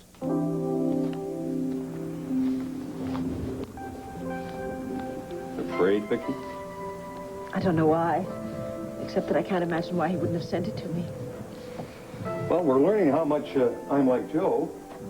So if Joe were like me, he probably decided to give you the letter the same day he gave you the other ones, and he just didn't. Maybe. Except that this was in the file with the carbons of his correspondence and letters from other people that he wanted to keep. Oh, I see. In that case, he deliberately put it in there, then. Perhaps you shouldn't read it. I'm just going to look at the date when it was written.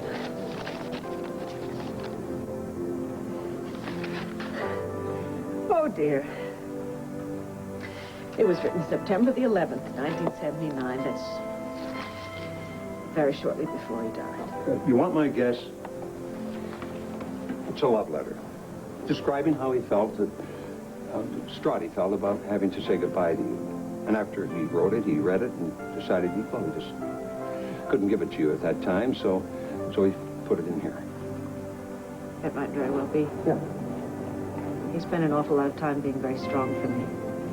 After he died, I found some notes around the house reminding me to be strong and telling me that he knew how much I missed him, but that life had to go on for me and for Kevin and for little Joey. He wasn't even born yet.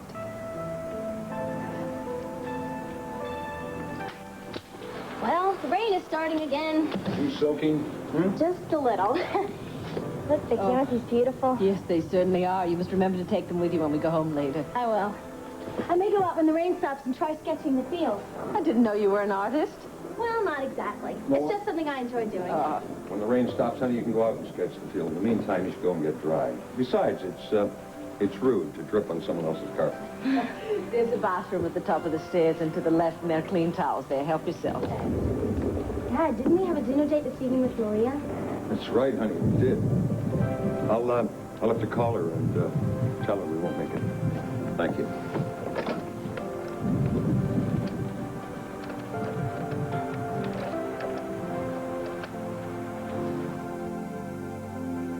Death?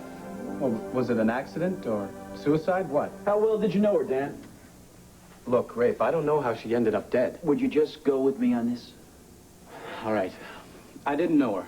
I saw her once, and aside from what Allison told me, I just knew her from what I read in The Intruder. Yeah, she made some disparaging remarks about Alice in that article, didn't she? Yeah, it got me really mad. It got Allison really upset, too. I mean, as soon as the publicity dies down around the mission, something kicks it up again. So Allison asked you to go to Statesville to talk to Susan Bates about the article? No, that was my idea. I figured an objective outside person could, get it through her head that she didn't need to bring Allison down with her. But you didn't get anywhere, did you?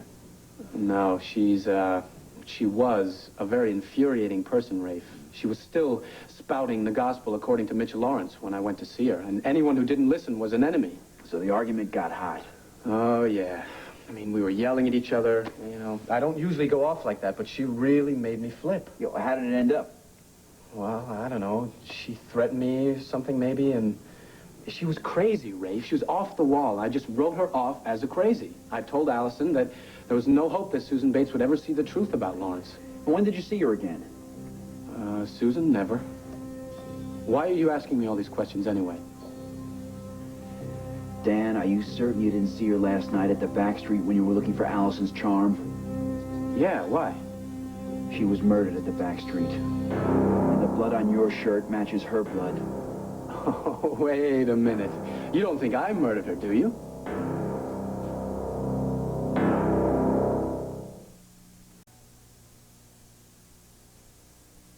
And you're sitting here sincerely asking me if I beat her and strangled her to death? Dan, I have to ask you. Right now, we have no other witnesses. No one linked to this crime except you.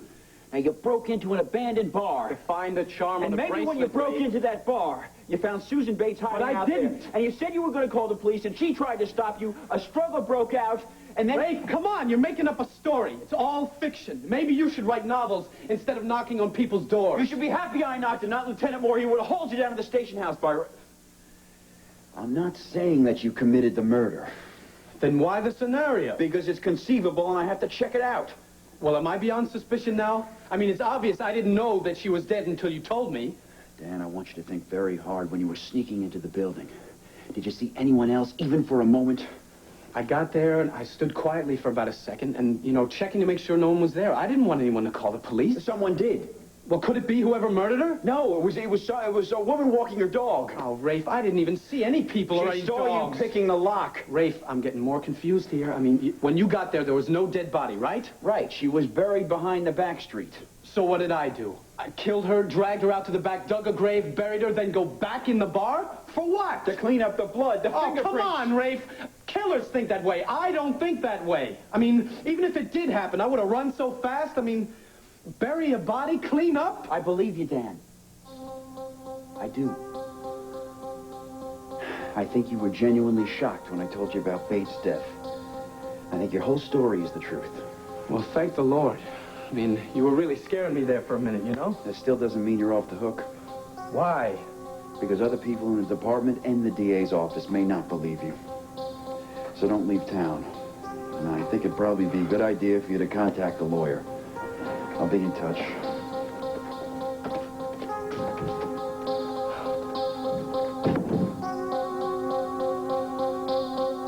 Well, in case you're right, and it is all linked together, it's another good reason to be in here and not out on the cell block. I'm just as vulnerable in here. No, because we have pretty much free access to you in here. Look, Dorian, you can't accidentally get into a fight with a bunch of cons in here and then accidentally get killed. Yeah, but at least out there I've got Tiny to protect me. Cassie, did she go? I mean, has she gone to Vienna? Yeah, and Joy went with her. Oh, good. I mean, good. It's funny, I miss her already. She called from the airport again, wanted me to assure her one last time that you wanted her to leave, and I told her one last time that you really wanted her to go. I do. Makes me feel more alone, though. Like I don't have any family. Well, does an ex-husband count? You just bet an ex-husband counts. And I hope he knows how I could never have gotten through this without him. I hope he knows how much I adore him. And I really appreciate his support. Yeah, he knows that. By the way, I had an interesting chat with Judith Sanders earlier. Now, she agrees that you should be moved to minimum security. Ah, the prosecuting machine is recomputing, hmm? Well, she has to be wondering a little. She wouldn't wonder if she could hear Miss Lawrence's tape. Yeah, well, let's just hope it turns up in the police search. Miss Perkins. Mr. Callison, Mrs. Lord? Oh, no. I want you to call me Dorian, because you and I are going to have a very intimate little chat. On what subject? The one we were just talking about. Thank you very much for coming by. I will call you if we get any new information. Yes, well, all right. I'll see you soon. Hi. How are you? Oh, I'm a lot better than your friend Susan Bates. She's not my friend. Oh, really? even back before I killed Mitch Lawrence, back in those cozy little days at the Waterside Inn? No, not even then. She's out of her mind. She's not out of her mind anymore. In fact, she's very dead. Vince, You're late. traffic. How does it look in there? It's fine. There's no sign that the cops know that there's going to be a meeting in there later. Did you plant the tape in Dan Rolick's apartment? Vince, I'm beginning to resent your tone, you know, like you're the boss. Look, do you want to be pinned for this murder or not? No. It's just why the hell does Dan have to be the fall guy? Because he was in the wrong place at the wrong time. It's as simple as that. Now, did you or did you not plant the tape that Susan Bates had on? Yeah, I planted the tape. Look, I'm beginning to wonder if you're too soft for this game. The game was supposed to be drugs and making money, not murder. Look, I had to get rid of her. Just relax. You're never going to do any time with an ambassador and a lawyer for parents.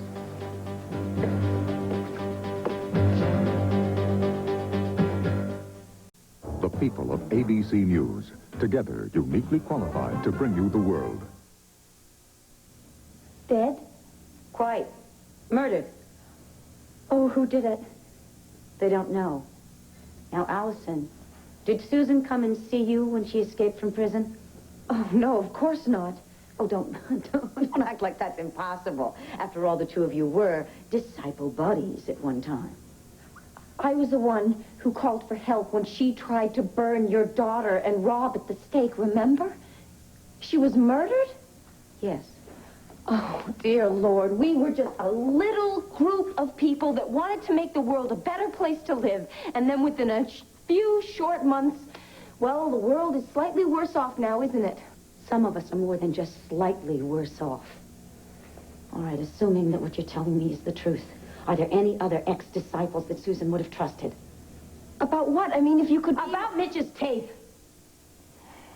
That is impossible. I took all of the tapes. I burned them. You must believe that. No, you didn't get rid of them all.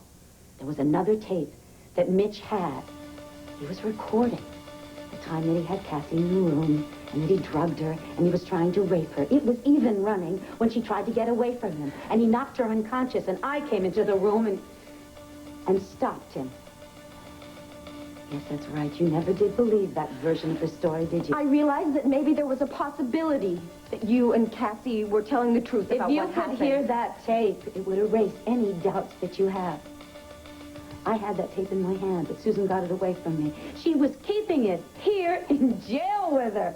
Isn't that ironic? Don't you think Brother Mitch would have gotten a great big laugh out of that? There is no need to do that. There is no need to keep pointing out what a rotten person he was, or what a stupid fool I was. Don't you think I feel ashamed about what happened? Don't you think a single day doesn't go by when I'm so ashamed that I just want to die?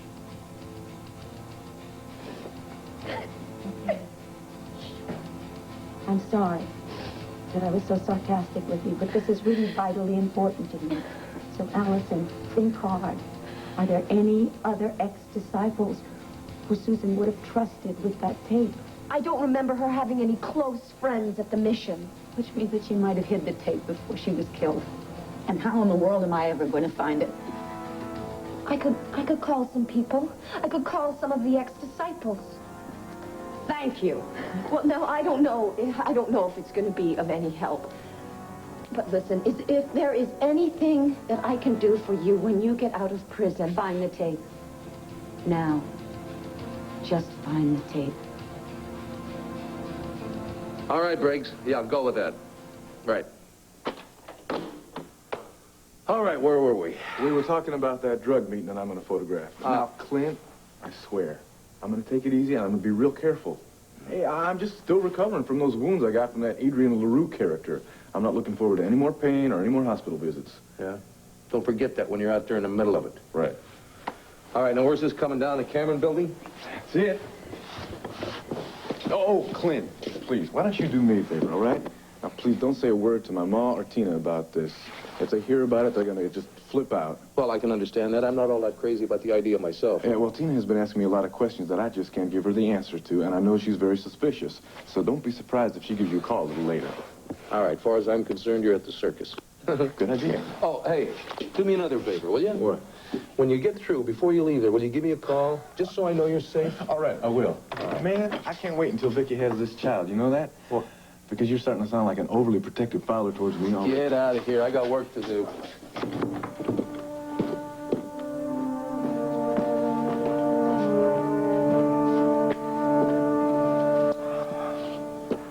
Well, let's see if I can get through to her now. Maria Roberts' room, please. Hello? Oh, Maria, you're off the phone. Oh, Tom, I was just trying to make our dinner reservations. Well, very bad timing. I'm calling to cancel, I'm afraid. Oh, that's too bad. But I have some terrific news for you. I checked the records at St. Anne's Hospital yesterday. Discovered Joe and I were born only minutes apart. Does that make you officially his twin? Well, there still isn't any tangible evidence. And that's why Vicky, Marie, Lynn, and I came up to Vicky's cabin. And we're going through Joe's correspondence here to see if we can find some evidence. Oh, Clint didn't go with you? No, he was worried about, both the publisher and the editor being out of town at the same time, so he stayed at home. He's doing his work there. Anyway, we probably won't be back until late today. So how about if I call you tomorrow and we have dinner then or the day after? Oh, sure. Okay, I'll talk to you tomorrow. Thanks for calling, Tom. Okay, take care.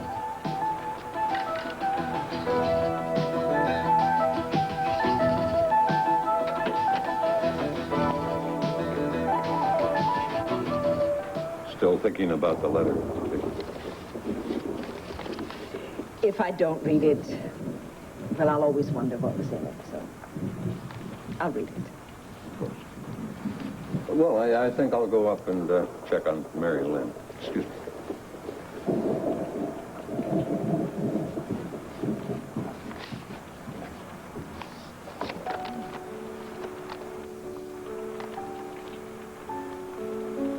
My darling Vicky, it's 2 in the morning and you're asleep. I crawled out of bed to come down here to pace and curse fate, or God, or whoever is responsible for reducing my time on earth. I know I've told you over and over and over how much I love you, how special you've made my life. And yet I feel I've never told you, never made it perfectly clear that if I had to do it over again, with this exact same ending, God, but I would. Just to have the years of being together almost as if we were two people burrowed deep into one soul. How can it end like this? There is no answer. So why do we look for one? Why am I now? Why do I have flashes that we should pack and run as if speeding away in a car will make me healthy again? It's going to be a boy, you know. Joseph Riley, Jr. And he's going to grow up loving his mom as much as I do. Kevin and Joe, Jr. I won't get to see them grow, but I know exactly what they're going to be when they grow up. The legacy of two special people who shared a very special love story. Hey, love stories don't always have happy endings. But boy, we sure did have a great middle, huh? I feel better having written this. Maybe I can sleep now. But rereading it, I doubt I'll send it. But then who knows about anything anymore, except how much I adore you. Joe.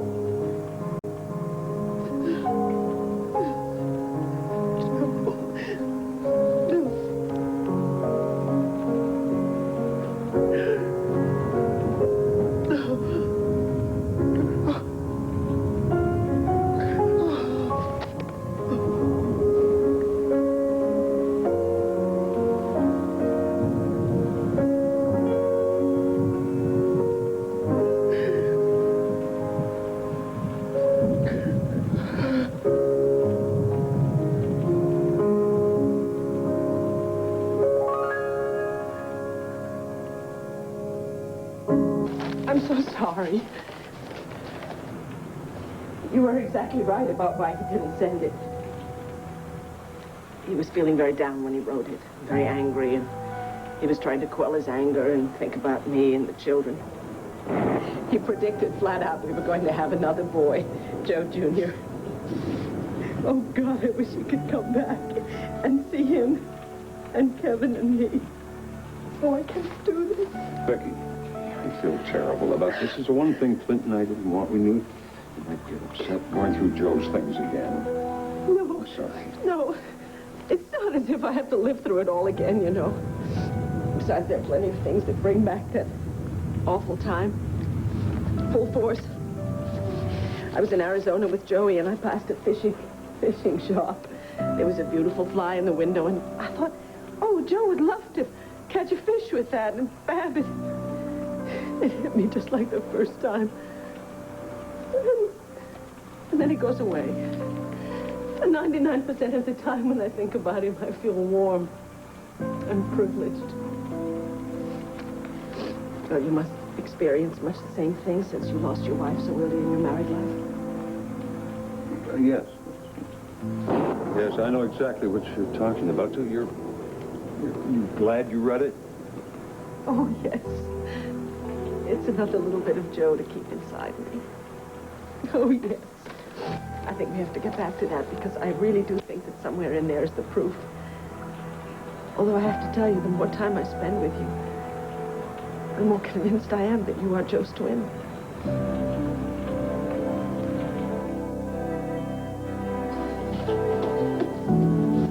Hello, my darling. Oh, babe, don't you brighten up this office. Mwah. I was hoping that I could maybe lure you away for lunch, maybe. Nope. Please? Sorry. No, how about 10 minutes? 8? Well, okay, I'll take what I can get. Listen, I just came from the architect, and I have these plans here that I want to show them to you. So I don't want to do anything without your approval. Okay, what I want to do is tear down this wall over here by the elevator, and then I want to tear down the wall over by the spiral staircase. So then that'll make the whole studio seem a whole lot wider and longer. Honey, Rafe. Huh? Did you hear anything that I was saying? Yeah. That sounds fine. Do it. Yeah, but I didn't finish telling you everything. Do what? What do you want me to do? Whatever you want. This is our home, and I don't want to have it be all finished and then have you walk in and say, why does the kitchen look like that? Why is Sammy's bedroom all the way over here? Delilah, I trust your judgment. I'm sure I'm going to love anything you're going to do to our home. No, what you're saying is just roll this up, get out of your way. You said 8 minutes, but you really meant 8 seconds. Can we look at it tonight when I get home? Well, I don't know. I might not be up. Don't be angry at me, please. I can't help it. Why can't you just concentrate on this for just a few minutes, please? Danny Wallach is going to be pinned for a murder. What? I see it coming, Delilah. Unless some dramatic new evidence is uncovered. Whose murder? Susan Bates. We discovered her body in a grave behind the back street where Dan was found last night. Yeah, you told me about that. Scene of the crime, the blood on his shirt matches her blood. He had a fight with her one day over Allison. They'll arrest him, I know it. I'll probably have to arrest him. That's ridiculous. Yeah, well, I agree, but... Well, maybe something happened in the year that he was away. It happens. I mean, people you never expect, or it could have been an accident or something. Listen to me, what am I talking about? I don't think he did it. And then Lieutenant Moore is going to go accusing me of being a non-objective... Herb. Hello, Delilah. I'm interrupting. I was thirsty. I'll get a soda. Bye. Honey, I do have time to look at those as soon as Herb and I are through. Okay. Rafe, the police find a cassette marked Mission Hymns anywhere around the gravesite or back street? No, why? Because there are no hymns on that tape. It's being recorded when Mitch Lawrence attacked Cassie and when Dorian killed him. So it could prove Cassie and Dorian's story? That's right. Dorian heard it last night, then Susan Bates got it away from her, apparently left the prison with it. Wait a second. Yeah, Manley, can you come in here a second?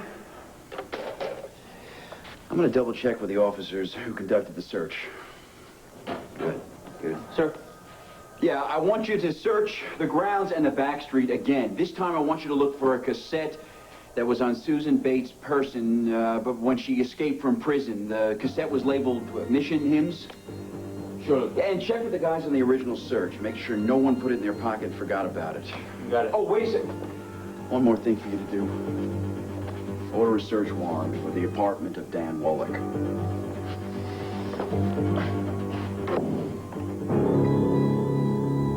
Well, in the monsoon, darling. Don't want to get wet. I'll dry. Okay, well, have fun. Be careful. Would you rather I helped you too? I mean, I could help you look for something. No, go on, have a good time. I'll be back if there's one clap of thunder. Okay. She's a very sweet girl, Tom.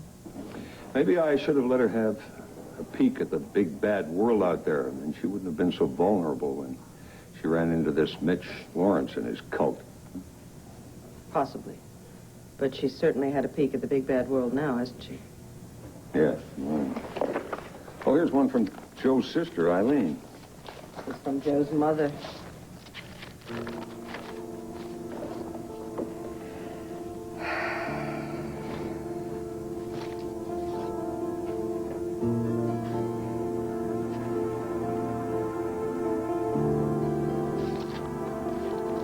Tom, this is it?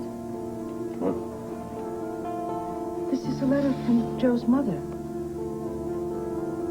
In it is a confession similar to the one your mother made to you.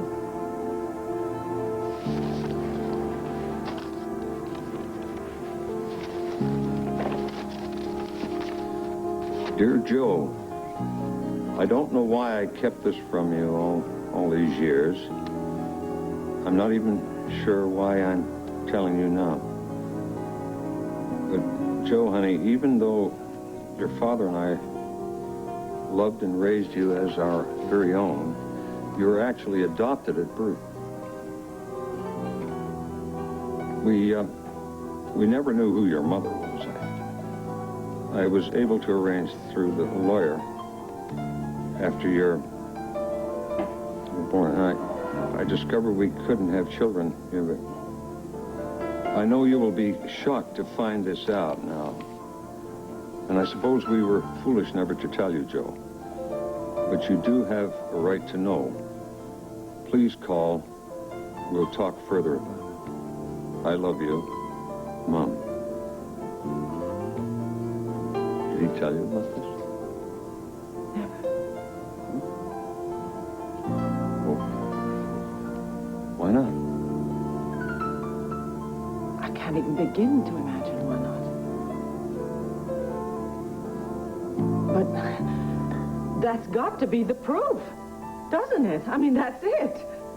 Yeah, that's it. I'm your brother-in-law. Now, how about that? Look, you better get moving, Jane.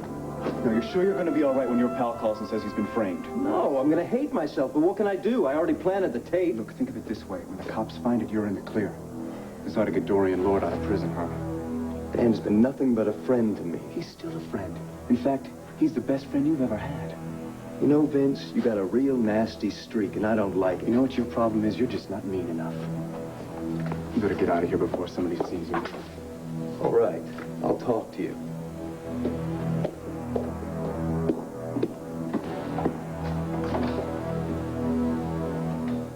Now, wait a minute. Something's missing here. What?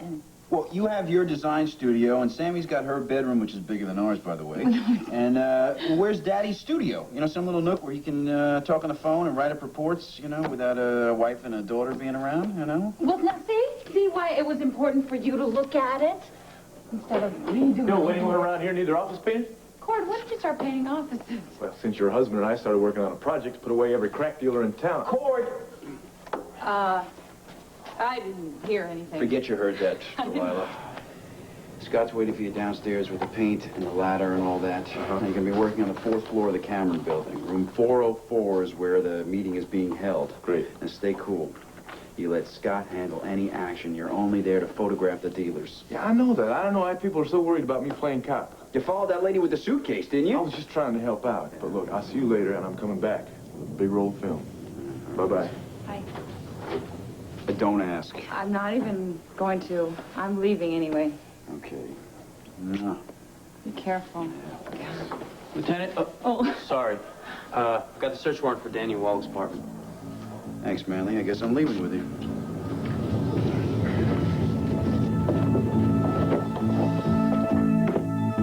It's me. Well, hello, sweetheart. How's everything? Everything is wonderful. We found it. Joe and Tom are definitely twin brothers. Is that right? Well, I'm glad that mystery's finally solved. What did it? Well, actually, it's something very strange, something that Joe never ever mentioned to me. We found a letter from Joe's mother saying that he had been adopted at birth, just as Tom had been. And given what Tom found at St. Anne's this morning, well... And Joe never told you? Never mentioned a word about it. Anyway, we've accomplished our goal up here, so we're going to straighten up and wait for Mary Lynn, who's out sketching wildflowers, and then we'll head home. Wildflowers? Isn't it raining there? It's been pouring here. Oh, it's raining off and on, sweetheart. Right now, it's on off. Anyway, we're going to take our time, but I think we'll be home for dinner, okay? Do me a favor, will you? You know I'm going to worry about you. Why?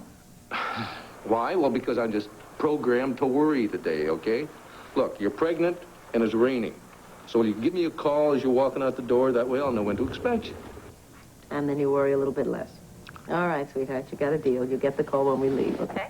Okay. How's our baby doing? Is he lively today? Oh, she's very, very lively. Just relax, okay? And chill some champagne so you and Tom can drink it when we get home.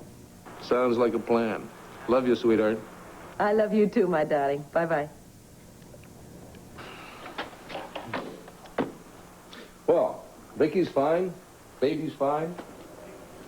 Oh, and Vicky found a letter that confirms the fact that Tom Dennison and Joe Riley were indeed twin brothers. Did she really? That's amazing. Yeah. Well, you can, they're going to be home a little later, so you can join us in a glass of champagne. Oh, no, thanks. I can't stay. Why can't you stay? You can't move, and that seems like a good reason to stay to me. Well, yes, but you didn't even mention to Vicky that I was here. So what? So, I don't know. Well, you all right? Can I get you anything? Oh, no, no, thanks. I'm fine. From the ankle up.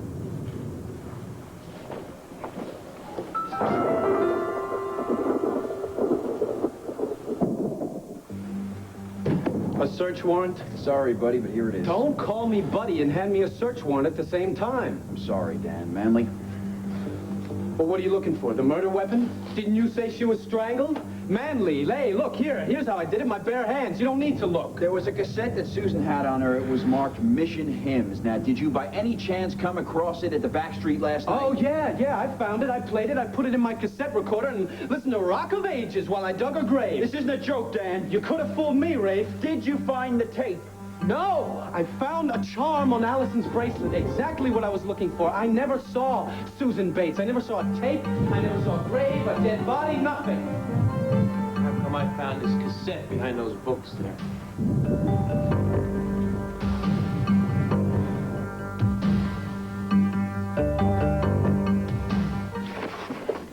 Well, anything else, Diddy? No, I think that's about it. I'm going to keep this letter that Joe wrote me. Oh, good. Vicky, just don't know how to tell you how much I appreciate your help in all this. Oh, come on. I'm delighted to know that I have a brother-in-law, especially one who reminds me so much of Joe. I'm delighted to know I have a sister-in-law that's such a wonderful woman. I'll, go call Mary Lynn, if she's within shouting distance. Mary Lynn! Mary Lynn! Oh, she'll come back. Vicky. Vicky, what is it? Tom, I'm having a contraction.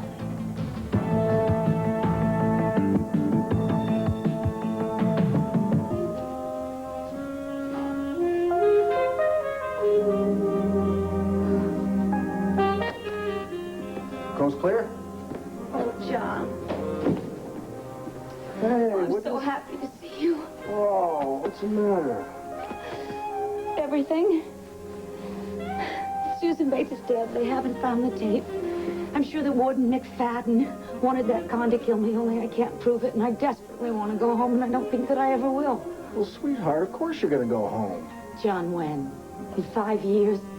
Without that tape, there's no hope for me. Hey, we haven't given up hope yet. I have. Come on now.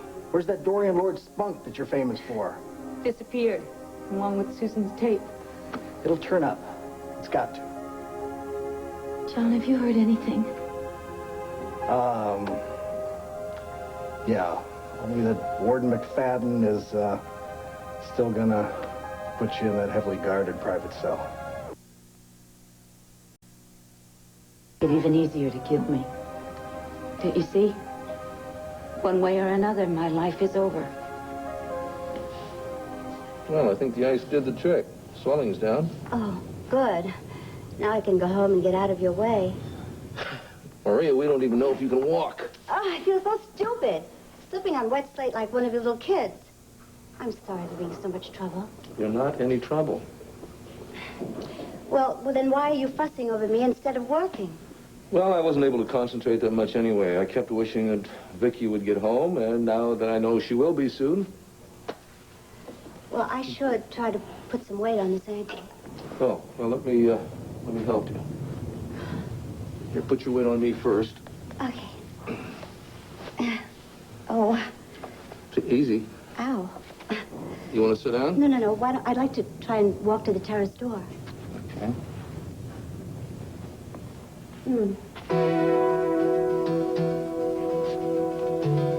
Vicky, are you sure it was a contraction? Yes, I'm sure. I've had 2 children, and I know a contraction when I feel one. Okay, we phoned the doctor. I'm starting labor. No. There's a couple of hours at least. But I think we should pack up and go home, all right? Never mind the packing. We will just go, all right? Believe me, there's plenty of time, all right? All right, I'll call Mary Lynn and tell her we have to leave. Good. I'm going to call Clint, and I'm going to tell him to have Dr. Balsam meet us at the hospital, all right?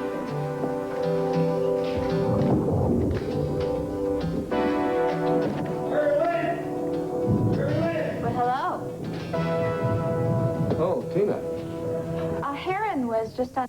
My life, Rafe. Then how did it get in your apartment? I have no idea. It was hidden behind some books, Dan. Look, someone planted it, okay? Like who? Look, Danny, I'd love to help you out on this thing, but so far you've given us no leads to anyone else. Because I can't possibly imagine who'd set me up for this. You've been dating Allison Perkins, haven't you? Yeah. Is there any chance that she got it from Susan and hid it in your apartment? No way. She had nothing to do with Susan. I mean, Allison and her couldn't stand each other. And I was with Allison until I went to look for the charm she lost on her bracelet. Allison will corroborate that alibi? Alibi? My God, I can't believe this. You really are interrogating me about a murder. Let's talk again about your fight with Susan Bates. It wasn't a fight. It was an argument about her belief in Mitch Lawrence and her bad-mouthing Allison. Are you in love with Allison? I like her. I don't know. I haven't known her long enough to know if I'm... Did you find Susan Bates at the back street when you broke in there to look for the charm? No. And then you picked up the argument where it left off, only this time it got physical. She wasn't there. She must have been murdered already and taken away. That's why I accidentally got her blood on my sleeve. That's what happened. That's all that happened. Then how did the cassette tape get in your apartment? I don't know.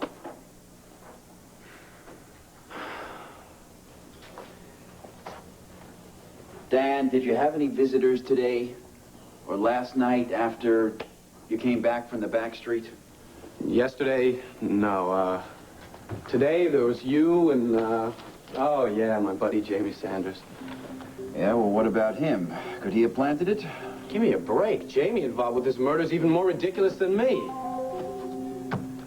Well, in that case, we got a dead body and 2 pieces of evidence that directly link you, unless you can come up with something else. Rafe, don't you think I would if I could?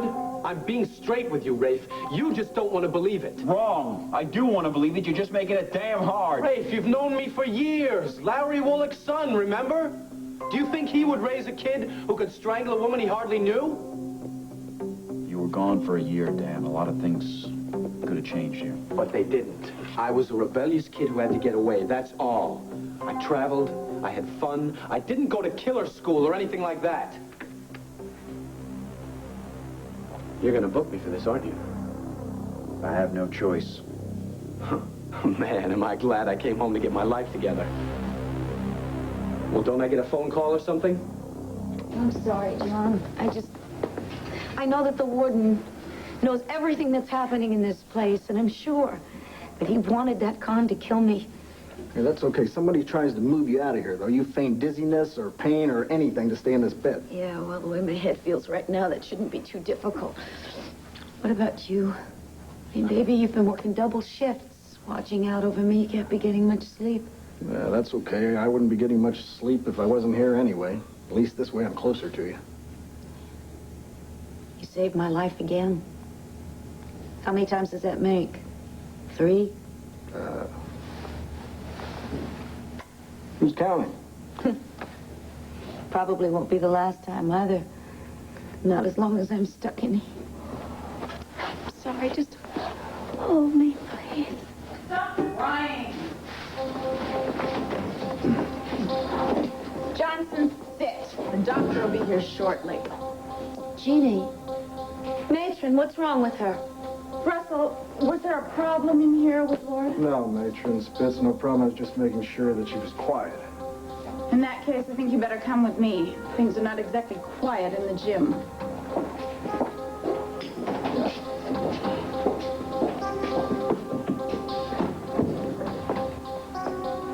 Jeannie. Honey, why are you in the hospital?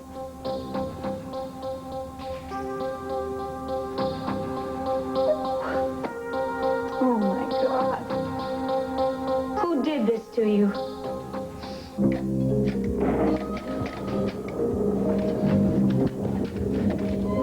Well, I don't know where Mary Lynn got try to, but you can't be far. The phones are out of order. It happens up here all the time. One lousy storm and the phones are out. That's all right, Vicki. We can call Clint from a payphone on the way. I think we ought to go right now. Well, what about your daughter? Oh, I'll leave her a note.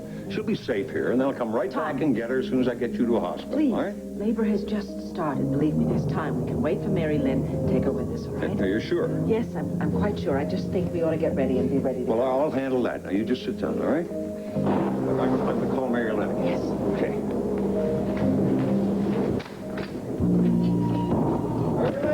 Dear God. Dear God, please don't let Clint miss this. Mary Lynn! This is the birth of his child. Don't let him miss it. Well, hello. Oh, Tina. Heron was just on his way out when I was on my way in, so he let me into the library. I'm sorry. What are you sorry about? For being in the library? No. Well, no, it's just that... I sprained my ankle, Tina. Clint was helping me to try to walk on it. Oh, how did you manage that? Oh, the terrace is very slippery when it's wet, and down I went.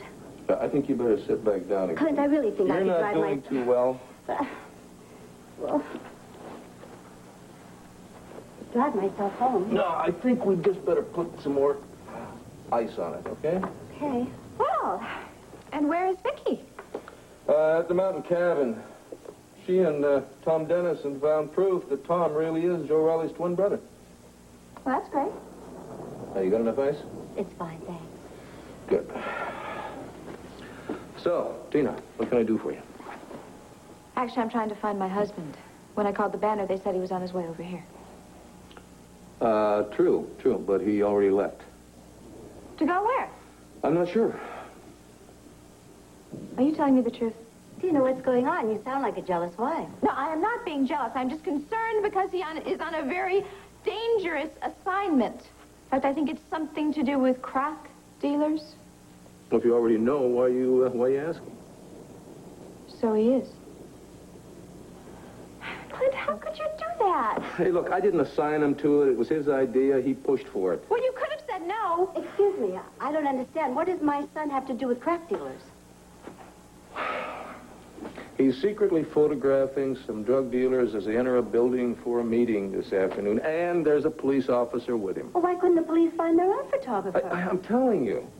The whole thing was his idea. Rafe Gerritsen went along with it. And he probably would have done it even if I had forbidden him to. So where is this meeting taking place? Now, Tina, I'm not going to tell you that. You know why? Because you'd trot right on over there and blow his cover. No, I just might go over there and drag him out of there before he gets hurt. Now, where is he? I have a right to know. Tina, you are being foolish. Now, Clint is absolutely right. Oh, I see. Now, so being concerned and in love with my husband makes me a fool. No, it doesn't. But to put him on the spot when he's trying to work under cover, damn sure it would. Well, maybe I would just happen to get there in time to call the doctor. In fact, I might even save his life while you two are so busy playing house. Tina, wait a minute.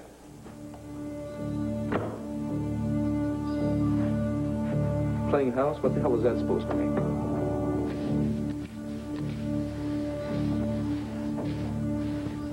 We're doing all right, huh? Yeah. You're really quick with that mini camera, 3 of them so far. Hope the hell we get the kingpin. We don't even know if he's showing. Shoot, we don't even know what the guy looks like. Maybe after today we will, huh? Watch what you're doing there. You're dripping all over the place. You're not going to tell the boss, are you? Well, me?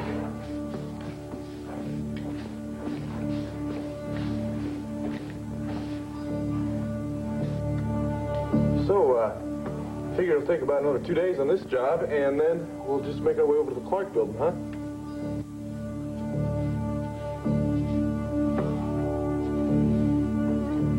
Number 4. Yeah, Warden, Vince here. Everything's cool. The guys are gathering for the meeting. Yeah, I'll be back headed there as soon as we're finished. Look, there's no way they're going to trace the crack factory setup to the backstreet bar. But don't worry about that. Yeah, and don't be surprised if Jamie's pal is Dan Willick is arrested for murder today. I figured out how to pin the murder rap. Yeah, I'll be back in touch. Right.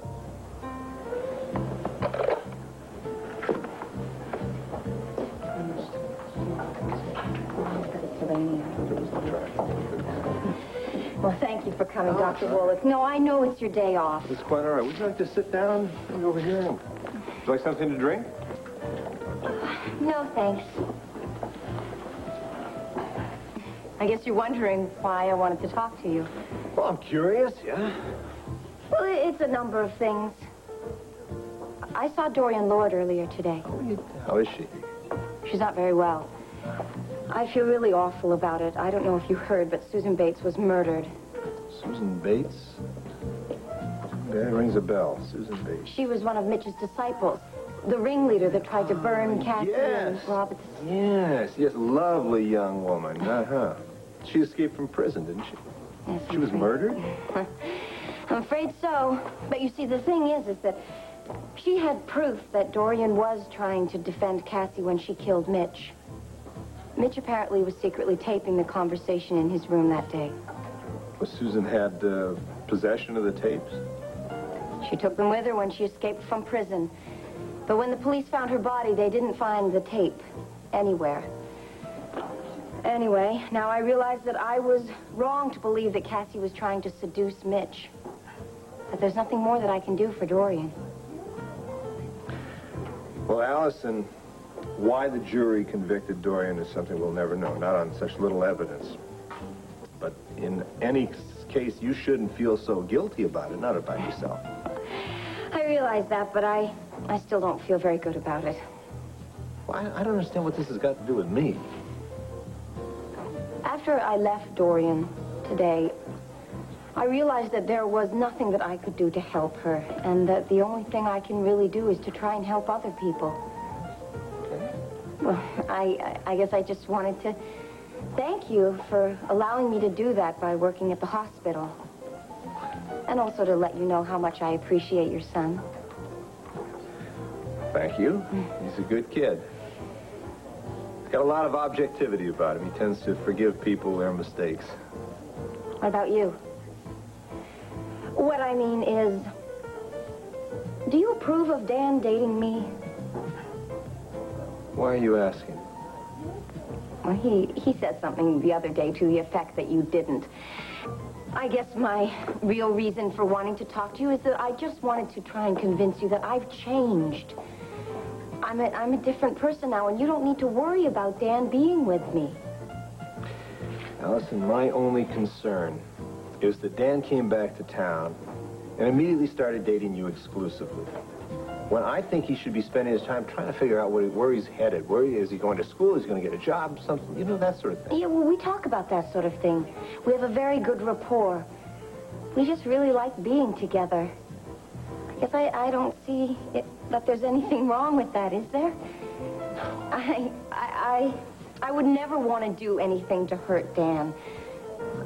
I'm not a bad influence on him. I know that. I know that, and believe me, I have nothing personally against you. I frankly think I would be uptight if Dan were serious about any young woman right now, because I think he's got other priorities to deal with. I understand that. I guess I was just afraid that you might try to sway him from seeing me, and I want you to realize that he's a really important person to me in my life right now. Excuse me, Dr. Woltl. Yes. You have a phone call. Maybe you rushed back to the hospital. Thank you very much. Hello? Dad. Oh, God, it's good you left a message where you were. Dan? Yeah. Well, hi, I'm sitting here talking with Allison right now. Well, that'll save your phone call. Listen, I need some help. I'm here at the police station. Rafe Garrettson is about to book me for the murder of Susan Bates.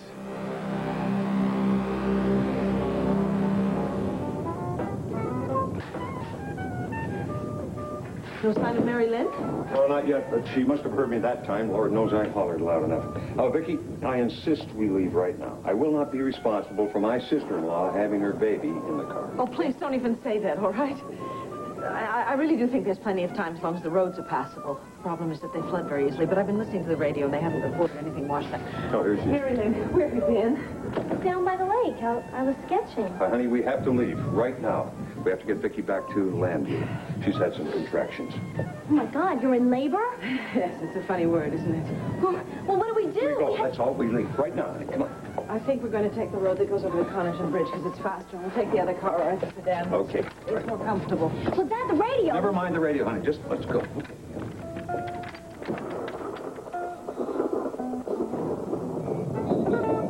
We interrupt our regularly scheduled programming to bring you the following report of flooding in the area. Roads to be avoided are Mountain Pass between Sterling and Avery. And the police report the Connaughton Bridge has been closed. Thicker is flirtier.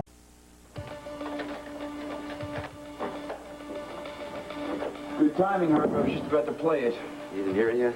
No, I've been too busy with the Susan Bates murder. I booked Dan Wolick. I'm Rafe. Why would that kid do it, huh? I don't know. The tape was found in his apartment, Herb, hidden away. He thinks he was framed. He has no idea who did it. All right, let's deal with him later. Play the tape. Right. Had enough? You ready to make love now instead of war, Cass? Oh, hit you a little too hard, did I?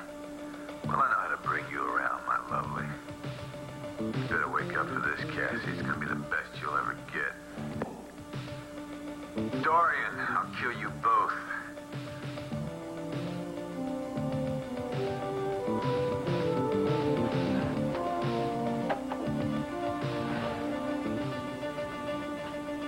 Are you all right, Herb? I'd like to dig Mitch Lawrence out of his grave and beat him with a tire iron. All right, calm down. Oh, dear God, if Dorian hadn't come in.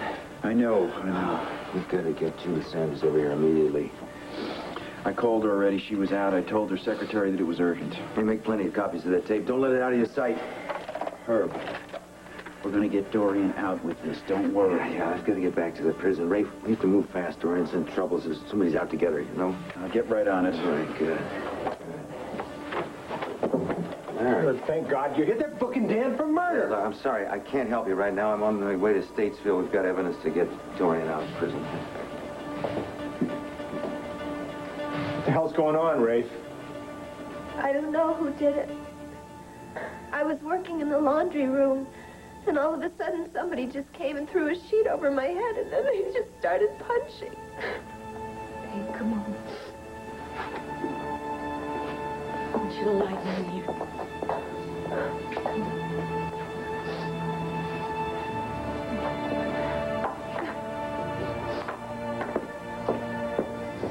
Why did you do it? I don't know. Maybe it's because I started the demonstration the other night. So terrific. This is all my fault, huh? Well, maybe it's not that. Maybe it's because I helped Diane out. She was so freaked when they took us to... Or maybe somebody just doesn't like my looks. Does it really matter around here? Jeannie, you've got to tell me where it is that you go when they take you out of here at night. Otherwise, this situation is never going to end. Dorian, you've got protection. I got nobody. You've got me. But you're gonna leave. You're getting out soon. And the rest of us will be left. We could be killed. Look, this was a warning.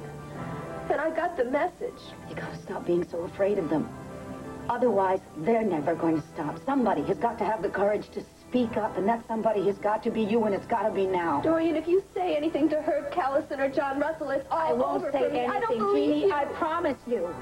I won't say anything until we have all of the evidence we need to make sure that everybody involved in this thing is arrested at the same time. That way, there won't be anybody left to hurt you or any of the other women in here.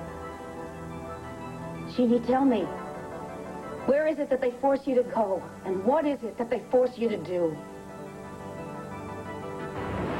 Damn. The Connaughton Bridge is out. You can hardly see it with all this flooding. Well, just going to turn this around and get us out of here.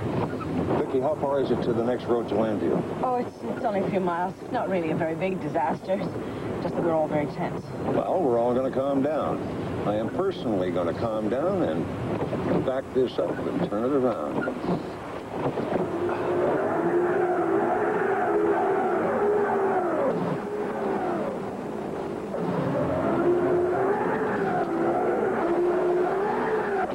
Dad, we're not moving.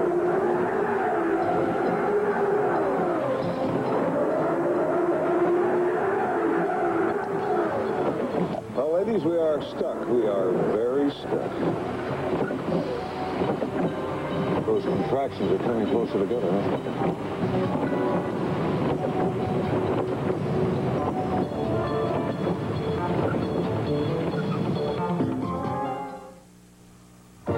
One Life to Live will continue in a moment.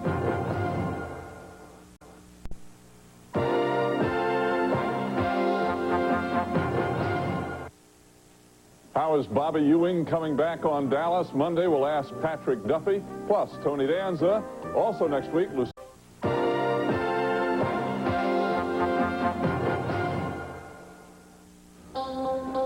Dorian, I don't know what to do. I'm telling you what to do. You've got to trust me. Yeah, well, I've heard that a lot of times in my life, and I always get burned. What's it going to take to convince you? I am not going to desert you. I am not going to make matters worse for you. What I am going to do is put a stop to a situation that has become increasingly dangerous, not just for you, but for Charlotte and all of the other women in here. They put us in a laundry truck. They blindfold us. They take us someplace nobody knows where. They lead us down into this basement. They take off the blindfold, and they force us to process cocaine into crack. That's it. And what can you do about it?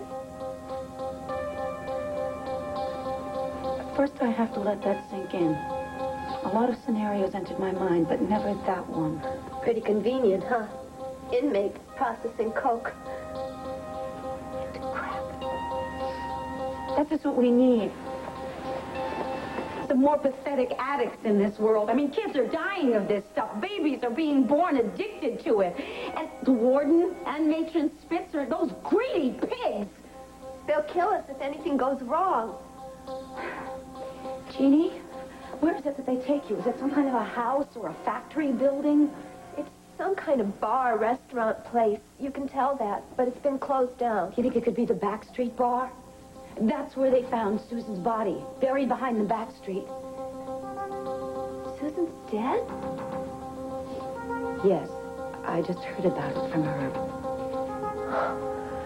They killed Susan. Well, you might as well start digging my grave right now, Dorian. I want you to calm down, because you and I have a lot of talking to do and a lot of thinking to do before Dorian, they separate nothing can be done. Don't you understand that? That's why I didn't want to tell you anything.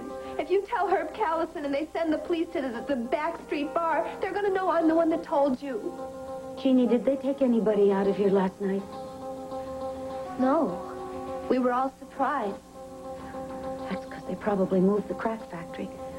With Susan's body being found at the back street, police all over the place. They have to find a new location. Exactly. Drugs. I don't know why that was the last thing to enter my mind.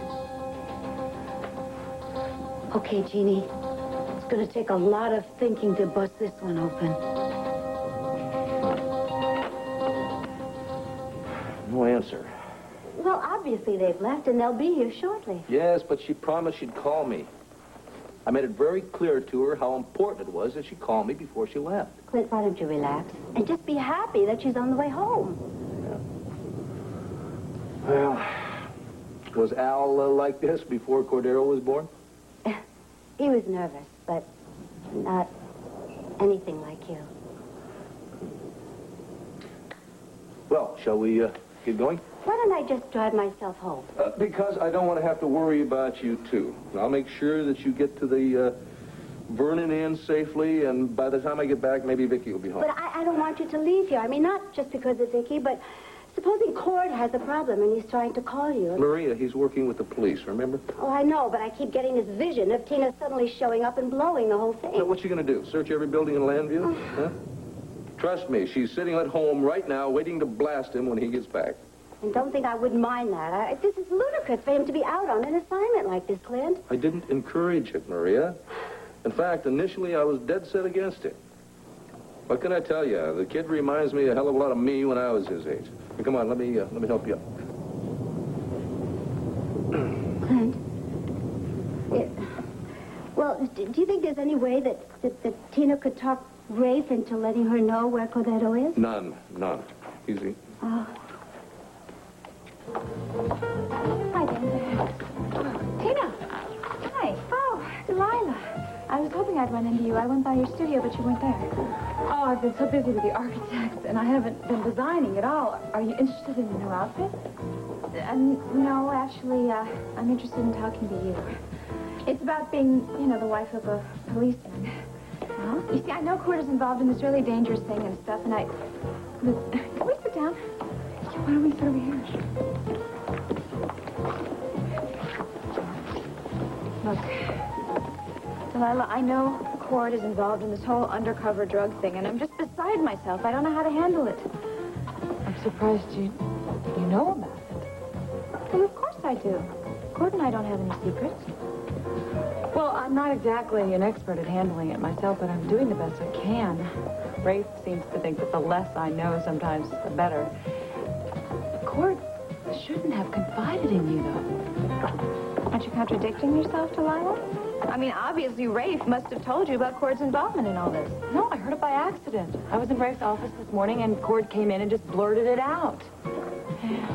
Well, here I am. I think I married this simple photographer, and he's really a crusader, especially when it comes to drugs.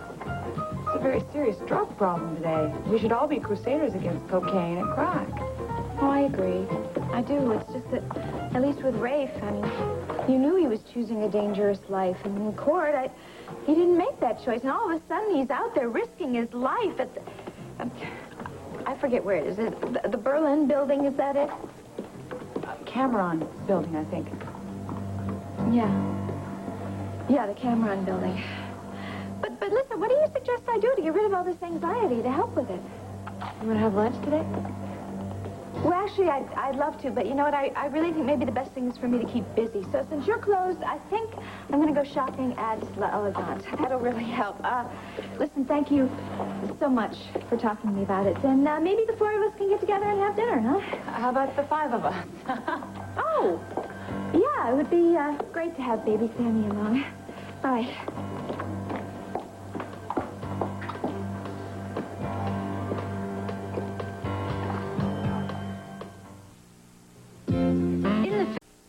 This is the most absurd thing I've ever heard in my life. Danny Wallach is a wonderful person. There's no way that he could have killed Susan Bates. I hope not. But right now, all the evidence points to that. What evidence, Rafe? He was found in the abandoned bar searching for a charm. Larry the cassette. Remember the one Susan had on her when she got out of prison?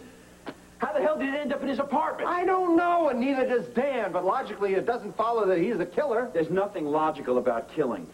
Look, I mean, what time did the murder take place? Dan was with me most of the evening until 10:15 at least. Before that, he was at Land Fair, Vicky's welcome home party, remember? Yeah, I remember that. I also remember that he left early. To pick me up. Larry, could you excuse us for a moment? What? I need to talk to Allison to get a statement from her about Dan and their whereabouts last night. So I can't hear that? I'm afraid not. Oh, right. We wouldn't want me to tell my son what his alibi should be.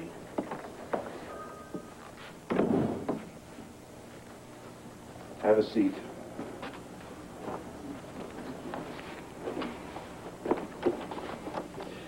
To the best of your recollection, Allison. He picked me up at 8 o'clock, maybe even earlier. So what did you do? We went to the Vernon Inn. Dan was feeling a little agitated. He said he didn't want to just sit and talk. What was he agitated about? Not Susan Bates. His father, I think. His father had made some passing comment that he didn't think that Dan and I should be dating. What'd you do next? We drove around. We parked up at the lookout at Runderley for 15 or 20 minutes. Were there other cars parked there? We were alone. Great. Once again, nothing to prove anything. Well, there were people at the Vernon Inn. I can identify the waiter who served us. Now, you said you were together till about 10:15? Yes, and then he dropped me off and went at my house, and then he went back to the back street to find my charm. So you see, there's no time when he could have killed Susan and dug a grave and all of that. What I see is that everything is unsubstantiated, Allison. If I can get the waiter at the Vernon Inn, would that help? It might. Then again... I'm going to bring him here so that you can talk to him. No, wait, Allison, will you wait a second? Look, Rafe, can we discuss this calmly, please? Larry, I think the best thing for you to do right now is to get a lawyer for your son, fight the battle legally, and get him out on bail. There is nothing I can say to convince you to stop this thing here and now? I can't. Your son has nothing concrete to prove his side of the story. We have Susan's blood on his shirt, Susan's tape in our possession. Circumstantial evidence. That's right. That's all we got, and that's what we have to act on. Dad, am I glad to see you?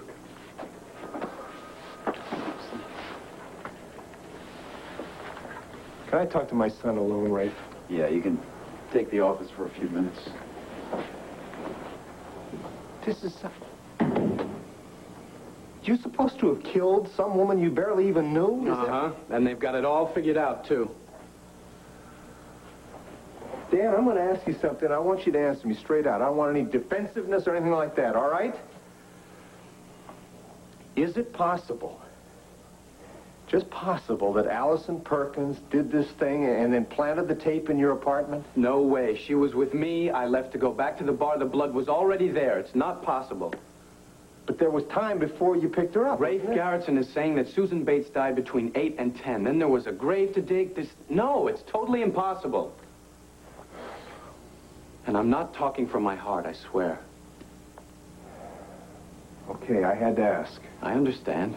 I mean, but who would want to go to so much trouble to set me up for this? I feel like I stepped off the planet already. Right. First thing we do, we get a lawyer. Someone who can handle this thing. No, I can't believe I'm causing you more problems. Now stop it. You're not doing... Dan, we're going to get through this crisis together. All the way. All right. All right. Come on.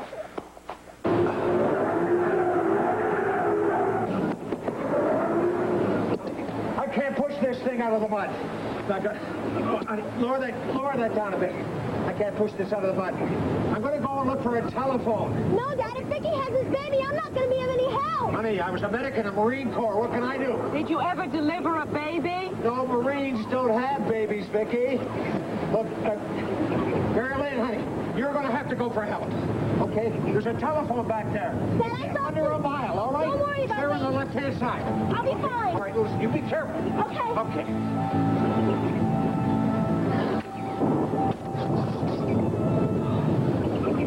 You all right? Yeah, I'm a little scared, that's all. I was wrong when I originally said it would be at least a few hours.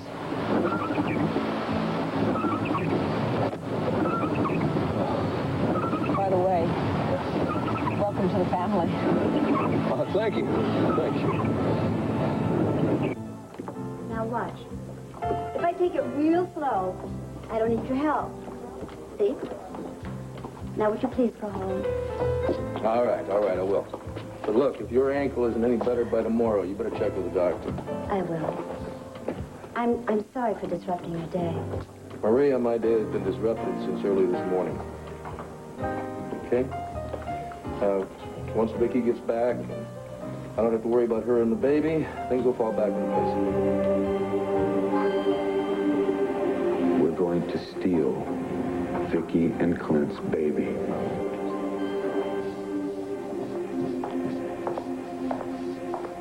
Sounds like someone else is coming. And she's wearing high heels. Oh, Cord, I've been so scared. What are you doing? How the hell did you find me, Tina? I can be a pretty good detective when I have to be. You just turn your little tail around and you get the hell out of here, all right? Oh, no, not without you. Tina, what are you trying to do here? I'm trying to save your life. Yeah, well, you may be doing just the opposite. Now, get out of here before some of these guys come around. No, I am not leaving here unless you come with me. Tina, if you don't move now, I'm...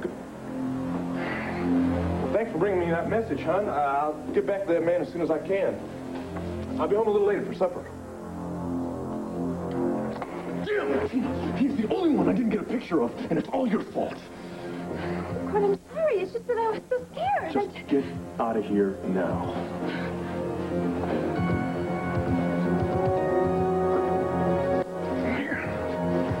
I can't believe that doctor hasn't shown up yet to look at you.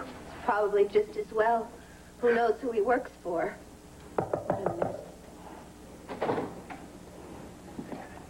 Herb, what are you doing here? Good news. Ray found Susan's tape. He did? Yeah. Oh, my. Oh, that's so wonderful. John, and just when I was giving up hope. Oh, I was too. You ask him. So, do I get to leave here right away? What? Not quite yet, but very soon, Tom. And there's one sad note in this. Somehow, Dan Wolick's been implicated in the murder, and the tape was found hidden in his apartment. Dan, huh? Boy, was I a fool. No, you weren't. You weren't at all. I'll keep my promise. I swear to you. John, listen, would you take Jeannie out of here? Make sure a doctor looks at her. She's been sitting here for an hour. God, who's been punching you around, Janie? She'll tell you all about it, please. I could use some time to talk to her. Dorian, I swear to you. I swear. I'll keep my word. Okay? John?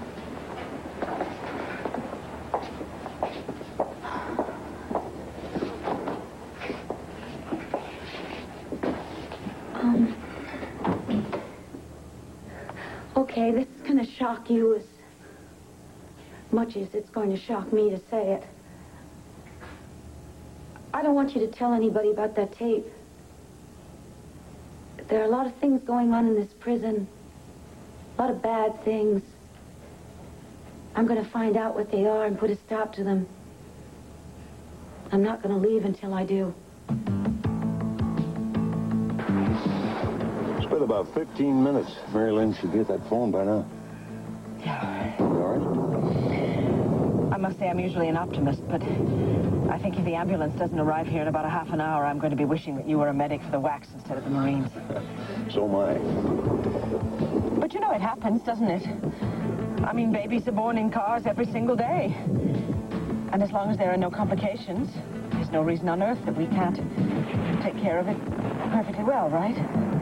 As long as you don't faint. You're not going to faint, are you? No, Vicky, I'm not going to faint. I assure you, I will not faint. I just couldn't hold my head up in front of me. If I did, I wouldn't do it. I'm too embarrassed for you, for Clint, for Joe, for everyone. Listen, we're going to make this. We're going to make it fine. If it happens. If it happens. But oh, I pray to God that Clint doesn't miss this. This could very well be the birth of his only child. And he deserves to be a part of it.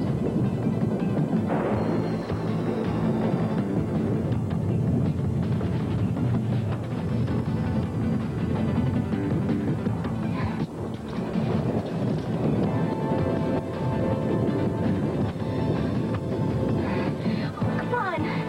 No. No, this phone has to work.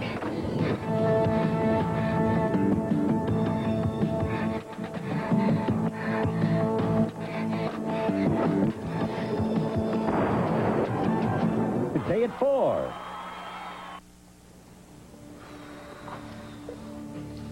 Always like this? No. Last time I was yellow paint with white trim. No, I mean like when you're a cop on a stakeout, waiting hours and hours for something to happen. When was the last time somebody went in there, huh? Since your wife made her little surprise visit. You know, I don't know what the hell she thought she was doing here. That guy really stopped and got a good look at her, didn't he? Well, I would, too. She's a good-looking woman. Come on, don't walk on eggshells with me, Scott. Tell me the truth. You think she blew her cover, don't you? I think something stinks about the whole scene all of a sudden. And experience tells me when I get that feeling on a stakeout, the time has come to put the disguise away and get the hell out. Aaron, any phone calls while I was out? Well, only a few business calls, sir, but not a word from Mrs. Buchanan. Damn. You know, I've lost all track of time. How long have I been out of the house? Just long enough to drive Mrs. Roberts to the Vernon Inn and come back, sir. No more than 30 minutes. I called the cabin several times. There's no answer. Well, they must be on their way home, sir. Yeah. I heard the weather report on the radio in the car when I was driving back here. They're calling for rain and thunderstorms up in the mountains. I'm worried about the drive back. We can depend on Mrs. Buchanan's strength and common sense. You know, even if it was a hurricane up there, I'm sure she's all right. Yeah, I hope so. Clint, I've got to see you. I'm afraid I did something really awful. Tina, now what is it? I got a lot on my mind. You know how Cord was doing all that undercover stuff for the police at the Cameron building? Yes, yes. Wait a minute. How'd you know it was a Cameron building? Oh, no, wait a minute, Tina. Don't tell me. You didn't. But I had to go see him. I've just been so worried. You went over there? You took a chance on blowing his cover? What the hell is wrong with you, Tina? Are you out to destroy everybody you know? You okay? Mary Lynn must have gotten through to somebody by now. Police, hospital, somebody. Any minute now, you're going to see a flashing red light, and they're going to roll up here and take you away to a hospital. Doing good. Doing good. Yeah, good in the right time in the right place. My God, Tom, I cannot have this baby without Clint. Vicky, it's going to be fine. I just know it is. Yeah. Everything's going to be all right. Could any of us ever have imagined this? Having a baby in the backseat of a car, stuck in the mud in a thunderstorm, with Joe Riley's twin brother. I don't even believe that this is happening. Just keep looking for that flashing red light, okay? Daddy, I couldn't get through. The phone was dead. No. Explain to me what this ridiculous game is all about. I only wish it was a game, Jamie. Murder? Are you kidding? I mean, did they arrest you? Yeah, fingerprints, mugshot, the whole bit. It wasn't anything like it was in the movies. It was scary as hell. Well, if they arrested you, why are you here? My dad. He must have mortgaged his soul to put the bail up for me. Well, it can't be that bad. I mean, they don't let vicious killers out on bail, do they? What are you asking me for? Who the hell is this Susan Bates girl, anyway? She was one of Mitch's disciples. Did you even know her? She said some lousy words about Allison to a reporter. I went and talked to her, and that was it. They can't possibly have any evidence on you. It's just circumstantial stuff, but none of it makes any sense. Like what? Well, I told you I got that blood on my shirt, right? Yeah? Well, they checked it. It wasn't mine. Then they found Susan's body. I heard something over the radio about the body being found behind the back street. Well, the blood on my shirt was Susan's. Well, how did you get it on your shirt? I don't know. Apparently it came off the edge of the bar at the back street. That's all I know. Look, I wish the blood was the only thing. There's more? What else? Yeah, the cops came here searching this place, looking for a tape that belonged to Susan Bates. Something about hymns or something, they said. No way. Don't tell me. Yeah, they found it. I don't know how the hell it got in here. I never even heard of it. I don't own a cassette player. Someone's trying to frame me. Take it easy. There's got to be a simple explanation. Nothing to do with you. You know where that tape was? It's right over here. Since when are you into gospel music? I'm not, but little Susie was. Susan, what do you mean? Did you take that? Shh, it doesn't matter where I got it. What's important is what you're going to do with it. I don't want any part in it, Look, Vince. you don't have to hold on to it for a long time, just until you place it in the right place. And that's Dan Wolf's apartment. Scott, we don't need to be leaving yet. Come on. We may never have an opportunity like this again. Trust me. The drug business goes on forever. We'll get exactly the same chance over and over if we live long enough. Well, maybe you will, but I won't. Come on, if this assignment doesn't pan out, Clint's going to switch me to something else. Hey, you want to fight crime? Join the police force, huh? I know that there is no way we're going to stop what's going on in that office right there, but we can sure put a dent in our operation. Maybe. No, for sure. There is a whole load of crack dealers in there right now, and I swear I'm going to get a picture of the guy who got in there when I was out here talking to Tina. Now, come on, what do you say? A few more minutes, huh? I just wish I was getting paid painter's wages instead of cop pay.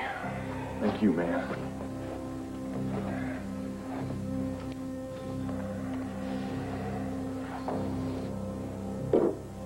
So they make any moves when you came by? No, the one just kept painting and the other one was talking to Tina Lord. You sure it's her? A woman like that, I could never forget. She got married a couple weeks back to a photographer from the Banner or something. But that's him out there right now. Well, he ain't painting that hall because he lost his job as a photographer. You said it. He's probably got a camera hidden inside one of those paintbrushes or something. Do you ever use that black belt for anything but holding up your pants? I ain't missed a workout in 15 years. Good. Because I think our little painters need a break.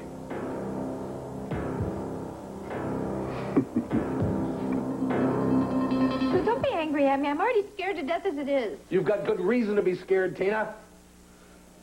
How'd you find out where he was? I didn't tell you where he was. Who told you where he was? Never mind.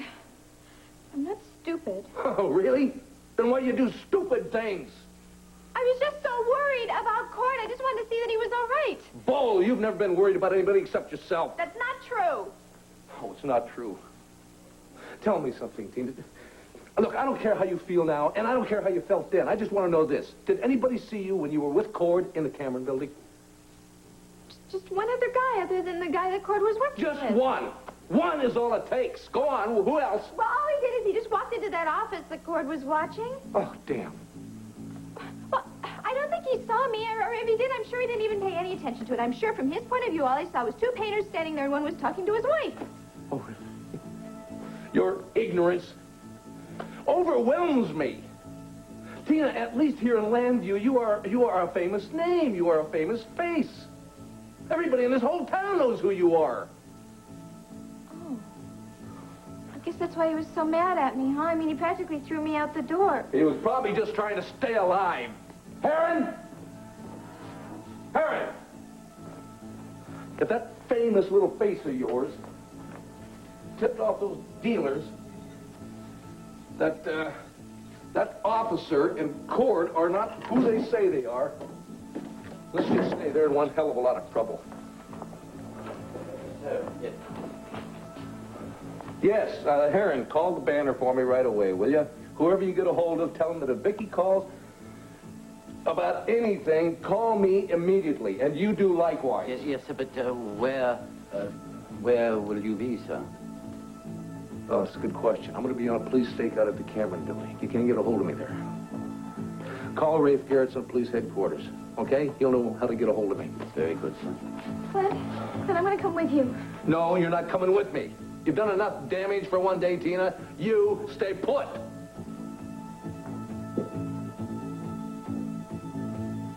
I didn't see anybody, Dad, and I tried to stop the cars, but they just went by. We have to do something. Now, don't you worry about anything, either one of you. Now, Mary Lynn, make sure all the doors are locked after I leave, and don't unlock them until I get back. Dad, where are you going? Going for help. I'm going to get us to a hospital one way or the other. Hang in there, okay? I'll do my best. Okay. I'll be back as soon as I can. Mary Lynn, have you got your watch? No. Okay, take this one. And time Vicky's contractions, beginning with the next one, okay? Now, when they become closer together, how close? Well, when they roll one into the other, that's when the baby's coming. But do you have any idea how much I do not want to have the baby in this car? Vicky, I'm sorry, Mary Lynn. You must know just in case. All right. I know, honey. Keep Vicky as comfortable as possible. Now, when she's going to need you most is if the baby is born, you support the baby's head. You understand that? And make sure nothing blocks his nose. Her nose. Exactly. Her nose. And then hand the baby, wrap the baby in this place, and hand the baby to Vicky, okay? Okay, Dad, I'll manage. I know Don't worry. I know you'll, sweetheart. Okay.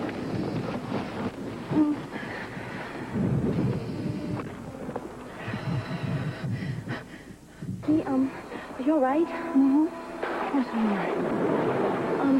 I have to tell you something. I'm kind of scared.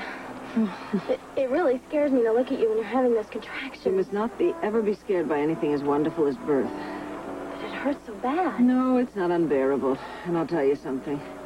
As soon as the baby's born, it's forgotten. You don't remember it. It's like it was a dream. Really? Yes, really. Trust me, it's my third time around. But I still don't know what to do. If the baby... Honey, whatever happens, you will be just fine. Don't worry, all right? Besides, your father promised he was going to come with help. Daddy left me to look after you, and you're the one who's helping me. Well, don't worry. There's nothing you can do now anyway. We still have a little time. No wonder Kevin and Doris have neat kids. With you for a mom. And Clint, he's a terrific dad. You miss your mother very much? Well, yes and no. What does that mean? I miss the idea of my mother. But I can't really miss her. Because I don't really ever remember seeing her. Oh, how old were you? I was 2. Oh. I wish I'd known her. I often think of what she must have been like. Must have been very hard for you to grow up without her. Well, Daddy's always been there. He's such a great guy. Always working so hard to be everything my mother would have been. And trying... Vicky? Is there anything I can do?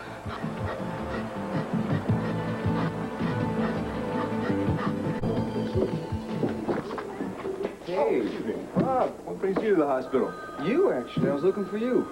Hey, why, is everything all right, I hope? Oh, with me, yeah, everything's fine. I was worried about you. I heard about Dan and everything. I thought you might be a friend or something. Thank you. I appreciate that. It certainly isn't what Dan or anyone else had in mind for his life. Well, I'm sure he'll clear himself. I know he didn't do it. Yeah, I just don't know how he's going to do that. I think what I have to do is get him the best lawyer I can and make sure he knows that I'm on his side. You're right. Absolutely right. Look, tell him that I said my very best. He deserves it. Thank you. Appreciate it, Rob. Anyways, I came by for another reason. Oh, yeah? What's that? I came by to say goodbye. What do you mean, goodbye? Goodbye? What's going on? Well, nothing's going on. It's the problem. I mean, with Cassie. Look, Larry, ever since this Mitch Lawrence thing started and her trial and getting burned and all that stuff, we got close again. And I thought maybe we'd get back together, but... She went to Europe. Exactly. Kind of messed up all my plans. Ah, Rob, I'm sorry. I really am. No, it's all right. I mean, she was very upfront about everything. She never promised anything. Nothing promised, nothing delivered. I don't know, I'm just kidding myself, I guess.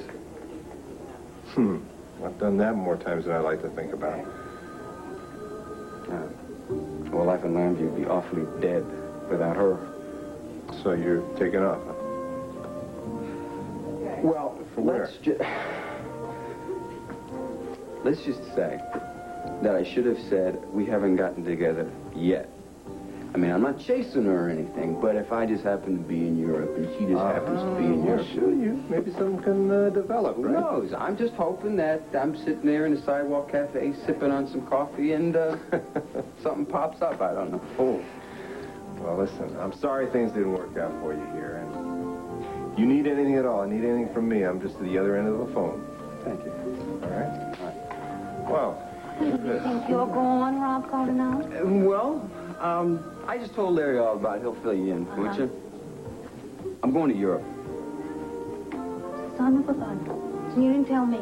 I just did. Look, I gotta run. I'll see you later. I'm gonna miss you a lot. Miss you a lot.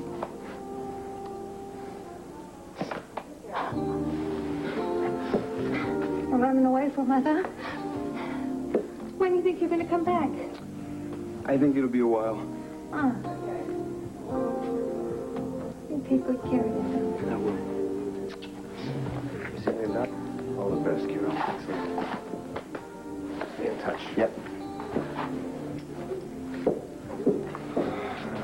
You're so sad. It hurts to just see him. What did I ever do to anybody that they want to set me up for murder?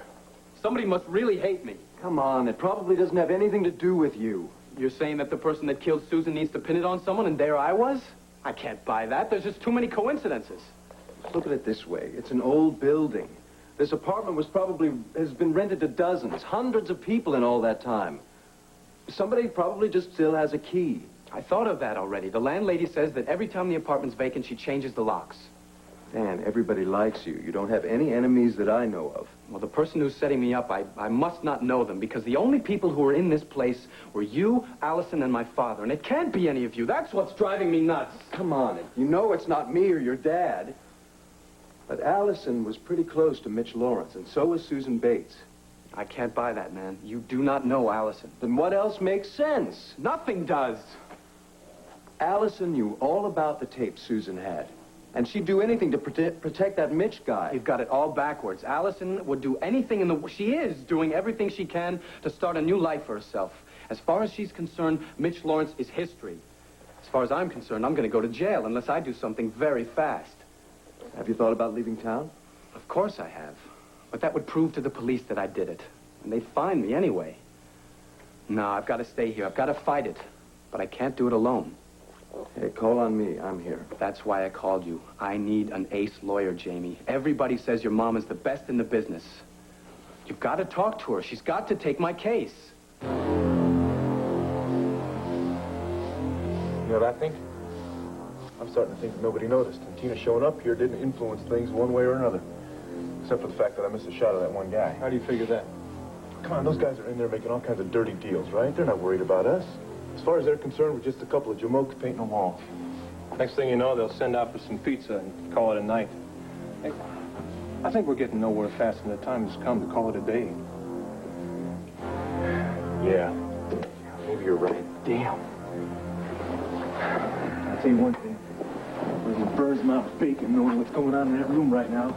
And knowing what's going to happen to a bunch of ignorant kids when that new shipment of crack hits the streets. I was on an emergency last week. 16-year-old girl from a little farm town upstate. She's visiting her cousins here. They gave her some crack. Next thing you know, the girl stops breathing. When we got there, they put her in the bathtub, tried to revive her. Did they? Scott, come on, we've got to do something about these guys. We're talking about more than drugs, and now we're talking about murder. Tell me about it. There'll be other leads, other times when we got more proof. Now, let's just get on it.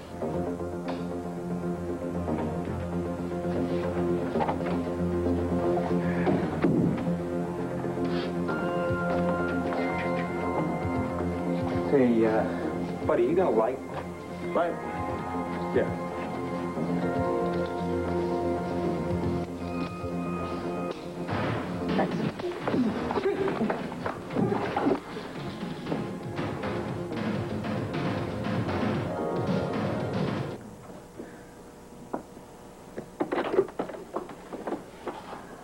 Well, hi. I don't know exactly why you want to move to the Vernon Inn with the rest of us, but welcome. Tina, good heavens, how did you know I was here? Well, you happen to be a very well-known person around here, and the concierge also knows that I know you, so, aren't you going to invite me in? Of course. Come on in. Thank you. You know, I really can't seem to figure out why you'd want to move in here. Can't be for the room service. Service at the mansion must be a lot better than here. I'm really not interested in discussing why or where I'm living. It was a personal decision. Yeah, I also can't imagine why you would leave Asa for Pete O'Neill. I mean, Pete's very nice, and he's very good-looking, and... What are you doing? Working for the intruder? Digging up some dirt? Look, my personal life is my business, nobody else's. Do you understand?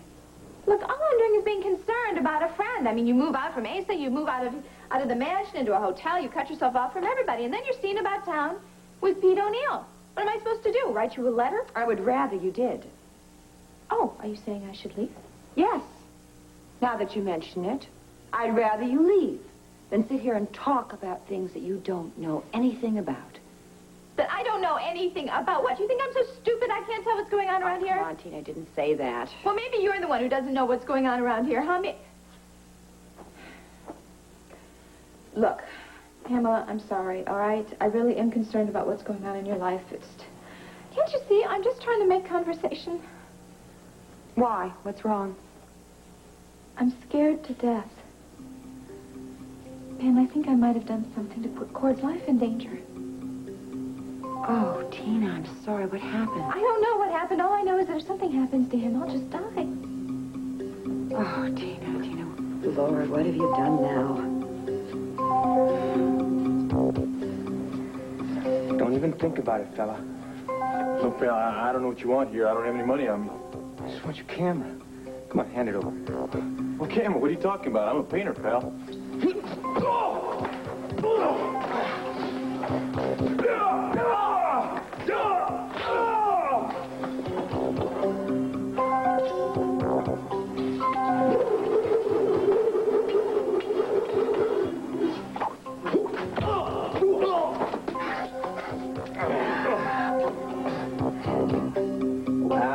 Got you, pal.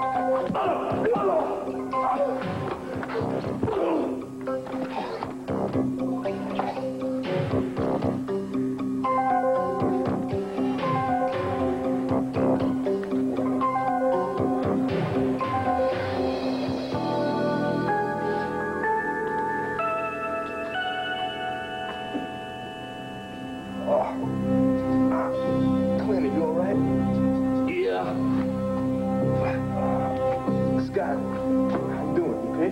Oh, that dude knows his stuff. No kidding. Clint, you said it was going to be dangerous, but I didn't know how dangerous. How's your arm? It's okay, it's not broken. Oh, it hurts like hell. How you doing? Can you walk? Yeah. Don't ask me to dance. No, we'll just get over to the hospital. Oh, sounds good to me.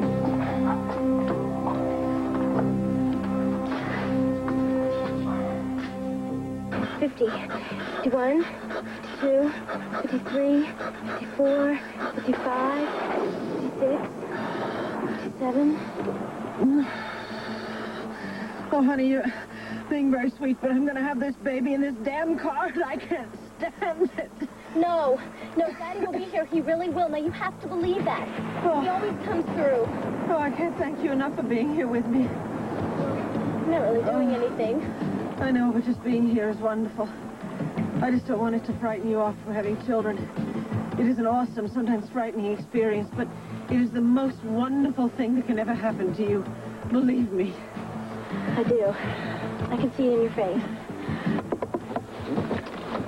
Have we had our baby yet? No, we're fine. Just fine. Good. I found an abandoned car down the road a bit there. I managed to get it started. How did you do that? Crossed a few wires. Now, I didn't bring it up here because this part of the road's starting to wash away, so we're going to have to walk down there. Now, we're going to be fine. We're going to make it, understand? We're going to make it. Okay, let's go. Come on. Vicky, take it easy. Okay. Here, take this, Brandon. Oh.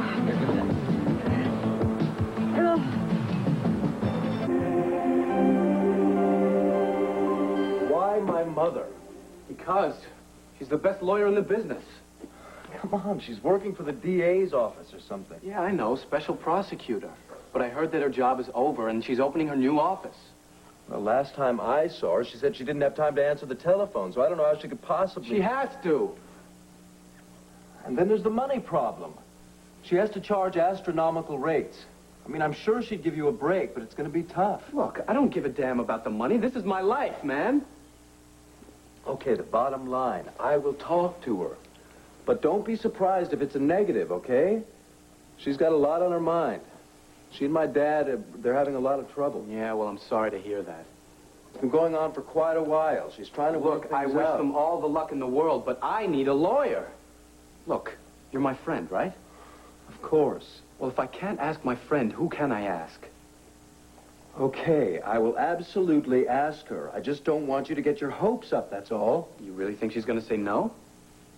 You want to know what I really think? I don't think you're going to need a lawyer at all, because this case is never going to go to trial. Oh, let me look into that crystal ball of yours, Jamie. There are two things that I'm sure of. One, that my buddy Dan is innocent, and two, the cops are going to find the real killer once they start looking. They have no case against you. I keep trying to tell myself that. I know it, you know it, but will the judge and jury know it? I'll tell you, Jamie, this whole thing scares me to death. It's going to be okay, Dan, believe me. I'll believe you when you get your mom on the case. Will you go talk to her now, please? Sure, okay, but don't plan on it. I have to, Jamie.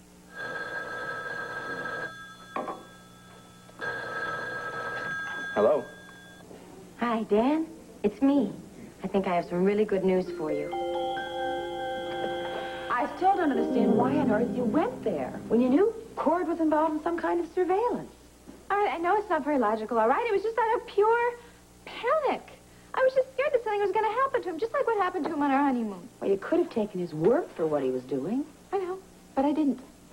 And I know that I made things much worse by not doing that, and you know, this conversation isn't making me feel any better.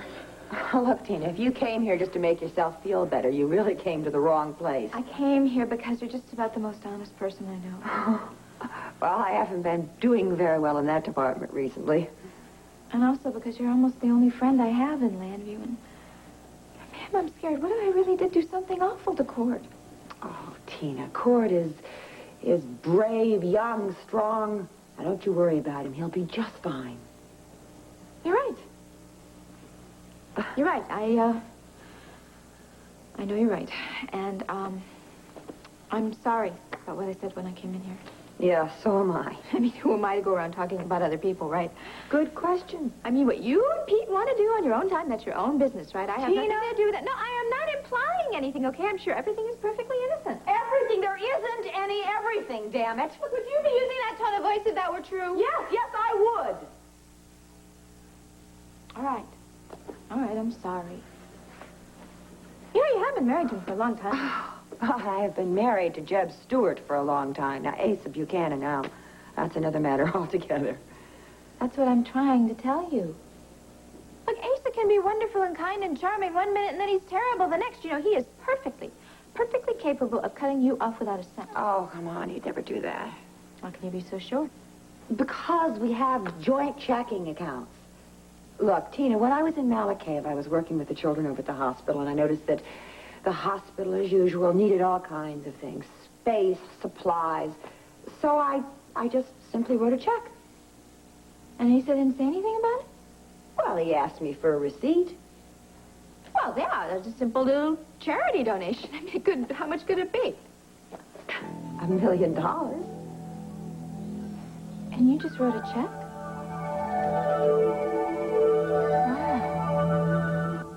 Oh, that's great, Allison. I can't thank you enough for this. Right. Okay. Bye now. Sounds like good news. Could be, and I think the good news is right here in this apartment. I'm the good news? Yeah, you remember when Allison and I went to the back street to look for the apartment that first time? We met you and that real estate agent there. Yeah, sort of. Well, don't you see? It'll help prove the reason why I went back there, to find Allison's charm. Oh, thank God for Allison. I don't know where my head was at. Yours either. Did Allison tell anybody else about this? She didn't say, but what does that matter? The important people to tell is the DA and the cops. And the court, if it comes to that. Do you think anyone's going to believe Allison with her background? Sure they would. And they'll definitely believe you when you take the stand.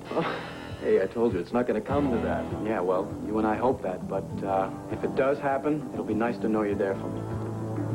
Yeah, sure. The least I can do for an old sailing buddy. I knew I could count on you. Yeah.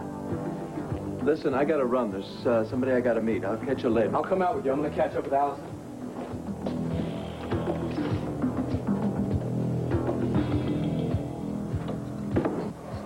Good as he claimed to be. He could have broken that arm. You're very lucky. Oh, yeah, we're real lucky. You know, I would gladly trade a broken arm for that camera and the pictures I had. Damn that guy. Well, it would have made a good front page. I'm just glad that you're alive to tell the story. Clint, you don't understand. I had pictures of everybody going into that meeting. We had enough goods on them to keep them out of business for a while. Now that's never going to happen. It's too bad you both had to get beat up. The police couldn't even make an arrest. They had no trouble arresting my son. Well, it could have been a lot worse, Cord. He could have come out shooting. All things considered, we got off easy. Clint, there were 3 of us. We should have cleaned that guy's clock. But I do have to admit he was pretty good at that Bruce Lee stuff, and I was lucky not to get my arm broken. He knew what he was doing, that's for sure. Yeah. I guess I better go back into training, huh? If I'm going to be a serious news reporter, well, photographer. You can train all you want to, Cord, but I think we're just going to pull back and let the police handle the rest of this job. So what are we going to do? Every time there's a serious crime story, we just have the police hand us a report? Clint, we got to hang in there now. Cord, you listen to Clint. Yeah, I am the boss. And part of my job is keeping my top photographer in prime working condition. So we will let the pros handle the undercover stakeouts. Hell, Clint, I am as much of a pro as Scott was in there. Now, come on, the only thing that happened, Tina showed up. If she hadn't showed up, she never would have blown our cover. If a frog had wings, he wouldn't bump his butt on the ground. Look, whatever the case is, I'm going to take care of Tina. I'm going to talk to her as soon as I get home and let her know that thanks to her, I almost didn't come home at all. Look, Larry, thanks a lot for everything. I really appreciate it. Don't try for any encores, all right? Oh, don't worry about that. Oh, and if my wife happens to call, tell her to keep her butt planted till I get there. Thanks. I wish I'd hear from my wife. I don't know what could have happened to her. You called the cabin? Several times when you were patching up Cord. I don't know. I called Heron at the house. He hasn't heard from her. Breathe deep now. That's it. You got an Oh, Clint. Oh, my God. Oh, Clint. Oh, thank God, We couldn't get Trudy on the phone. I was so afraid I couldn't get here on time. I was so afraid you were going to miss this. I'm going to miss it. I'm here. Oh, baby. Oh. Come on, let's go. We better get her prepped. Honey, I'm going to call Pa. I'll be right in there. Don't have the baby without... Hurry up. Just hurry up. Mary Lynn, hold my purse.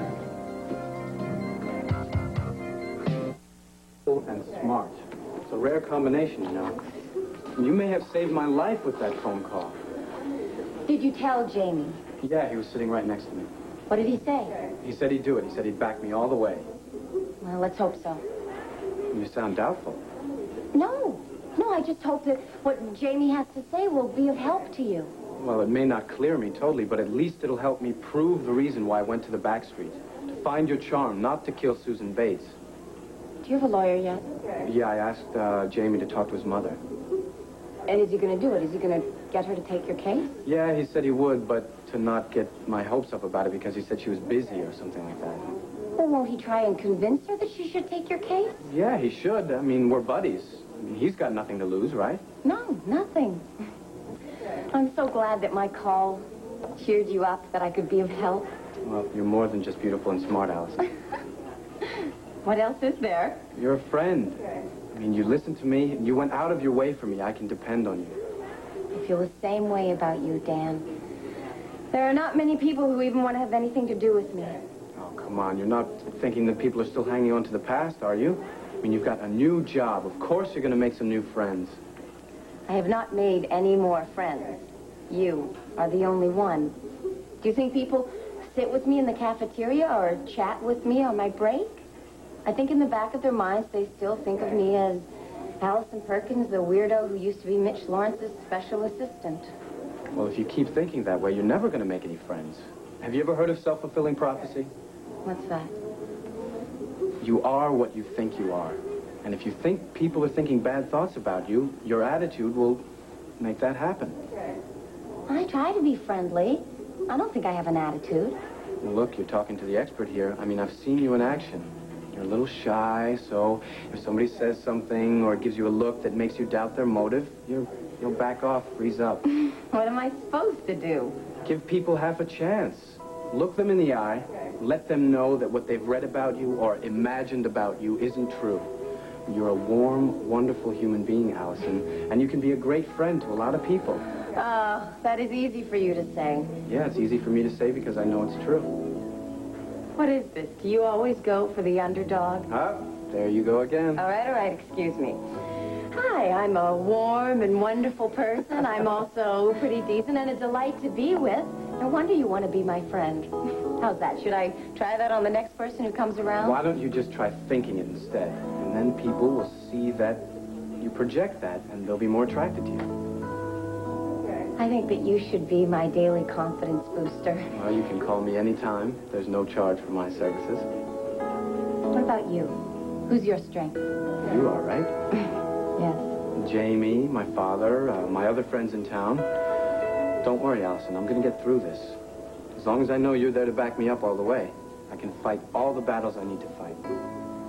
I hope you always feel this way about me, Dan. No matter what happens. What could happen?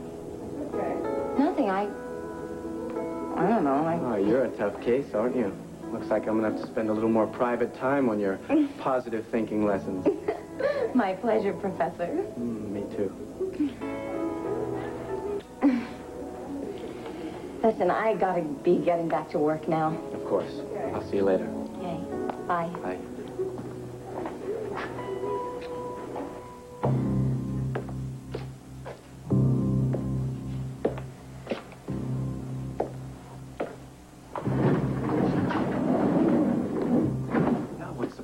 Sounded like the Titanic was going to go down again. Yeah, well, it just might be for both of us. What do you mean, us? Your pal Dan maybe, but you and me, we're in the clear. Remember when Dan and that girl came to the back street? And we said you were a real estate agent? Yeah. Does he remember, too? You bet. And he wants me to testify about it in court. No, this can't happen. What can we do? I don't know. Just let me think about it. Well, while you're thinking, maybe you'd like to guess who Dan wants as his defense lawyer. Who? My mother. No way. She's too damn sharp. You told him no, didn't you? How could I do that? I don't have any reason, right? He's my old pal. She's not only going to find out who murdered Susan Bates, but she's going to find out why, when, where, everything, the whole drug scam. Look, you got to keep your mother out of this. How can I do that? I don't care how you do it. Just keep her out.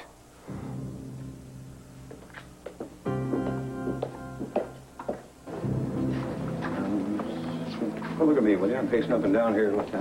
I was going to have the baby instead of Vicky and Clint. Well, we all are in a way. At least I feel like we'll always be part of it. No, you're right, kid. You're absolutely right. Hey, in case I haven't told you, I'm very proud of the way you handled yourself today. Well, I'm proud of you, too. If you hadn't found that car and gotten it running. You're absolutely wonderful. Now I am convinced, totally convinced, that the Mitch Lawrence nightmare is over. Over for good. I bet it is.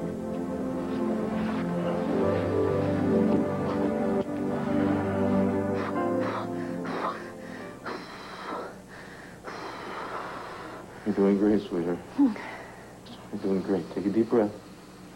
Let it out. Dr. Boston's on his way.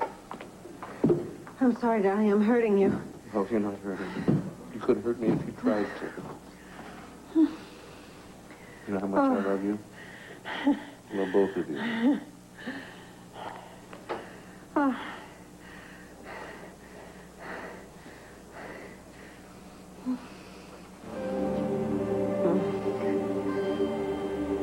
The baby. I have to take Vicky's baby.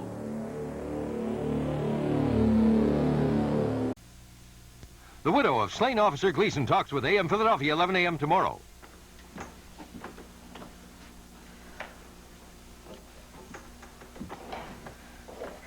Oh, Cord, honey. Oh, thank goodness you're here. Honey, I've been so worried. Oh, your arm, is it broken? No, it's not broken. It's bruised, just like my ego. Well, honey, why don't you tell me all about it, all right? Why don't I help you sit down, okay? Tina, I can manage. Fine. Just leave me alone. Oh, is there something I can get you? Some ice, maybe a heating pad? Nothing. I'm fine. Well, honey, I should never let you take this assignment. Tina, we just stop it? No, I mean, when I heard how it was, I was terrified. If you can't do it again, it's just too dangerous. Tina, the only dangerous thing in my life right now is you.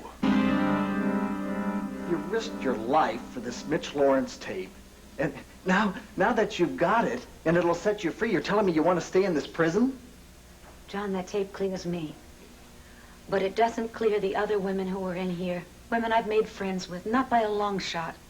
You can do more for them on the outside, though. No, I can't. I can't find out where they're being taken at night or by whom. I certainly can't expose the truth to the press or to the public from the outside. It has to be from the inside. Well, Dorian, there's a difference between courage and insanity, you know.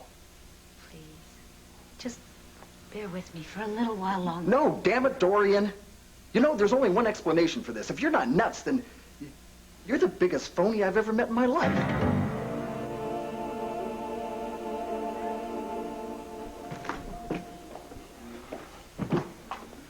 Oh, slow down, Ace.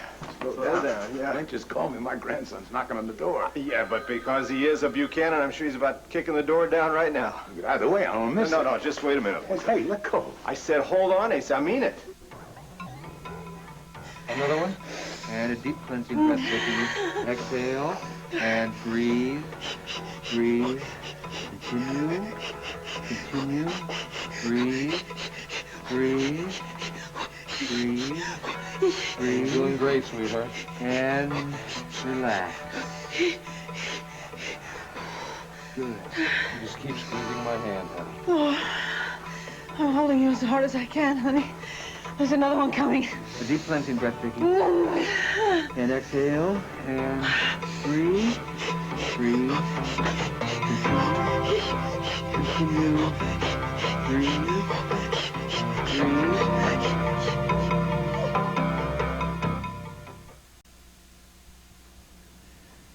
Care to hear it again? No. We can have it verified the voices belong to Dorian and Cassie and Mitch Lawrence. That won't be necessary. Then I take it you draw the inescapable conclusion that Dorian killed Mitch Lawrence for one reason only, to save her daughter? Yes, there's no denying that.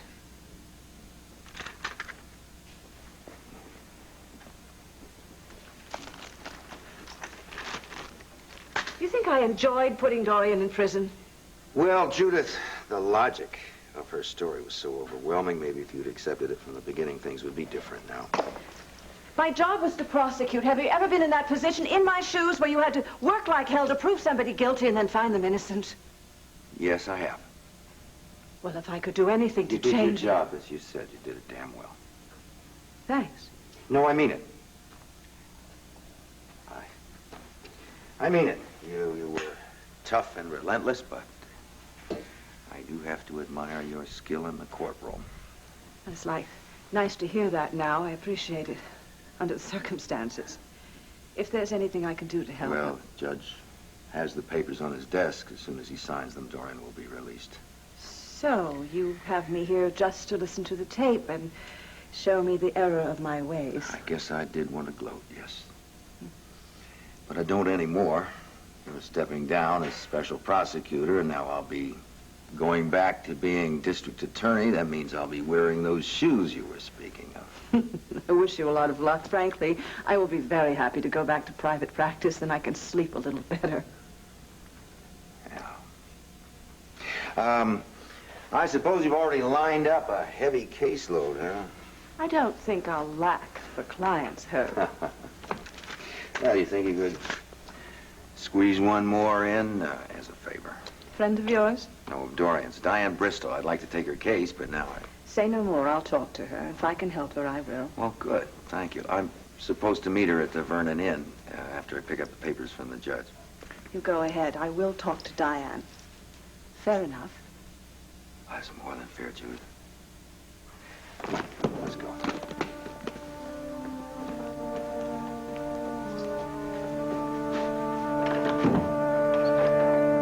A phony? John, I thought you knew me. Oh, I do. And that's the trouble. You want to stay in this prison for the glory of it, don't you? The story of a lifetime. Dorian Lord, savior of Statesville Prison. Now, wait a minute. I have never shied away from publicity. I admit that. But I'm not doing this for the sake of headlines. I'm doing this for the sake of all of the women who are in this prison. Women who have become my friends, whose lives are at stake. John, now, I'm sorry. I'm not going to desert them, no matter what you think of me. That's fine. You don't care what I think. You probably don't care what I feel. And the fact that your life is precious to me just comes in a distant second, huh? That's great then, Dorian. Be a legend. John, come on, don't, come on. Please, you matter to me. You matter to me very, very much.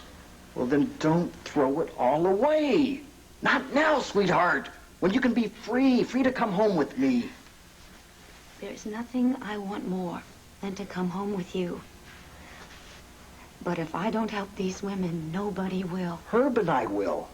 Just tell me everything that you know about what's going on here. I can't. I just can't. You can't. You want to stay in the prison, but you won't tell me what's coming down. Why? Because I gave my word, and I cannot violate the prison code. The prison code. The prison code. Well, that's just beautiful. What about our code? Did I say that I came in a second? Hell, I'm lucky if I finish third. John, please. Shut the door. Honey, you know that I need you. You know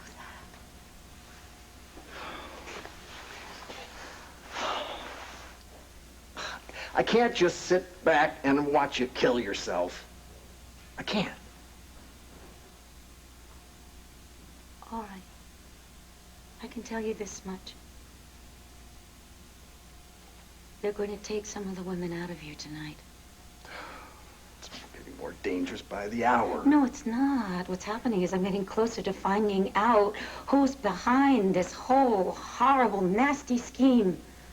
Now, what is this scheme?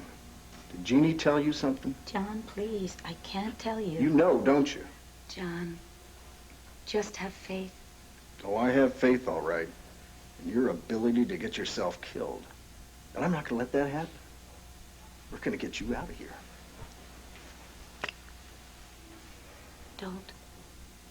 Please. I'm not leaving. Yes, you are.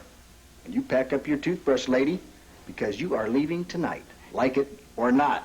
John! What?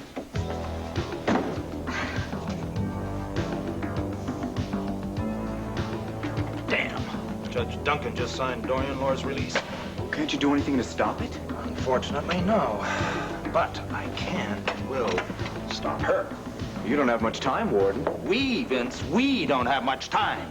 As soon as she walks through that gate, she's going to start doing what she does best, talk. Simple then. We just got to keep her from talking. Maybe we can have a little surprise waiting for her when she gets home. Well, no, you're not giving me much time, Warden. When your neck is on the block, I'm sure you'll come up with something, Vince. Put it that way. I'll see to it that Dorian Lord gets the biggest surprise of her life.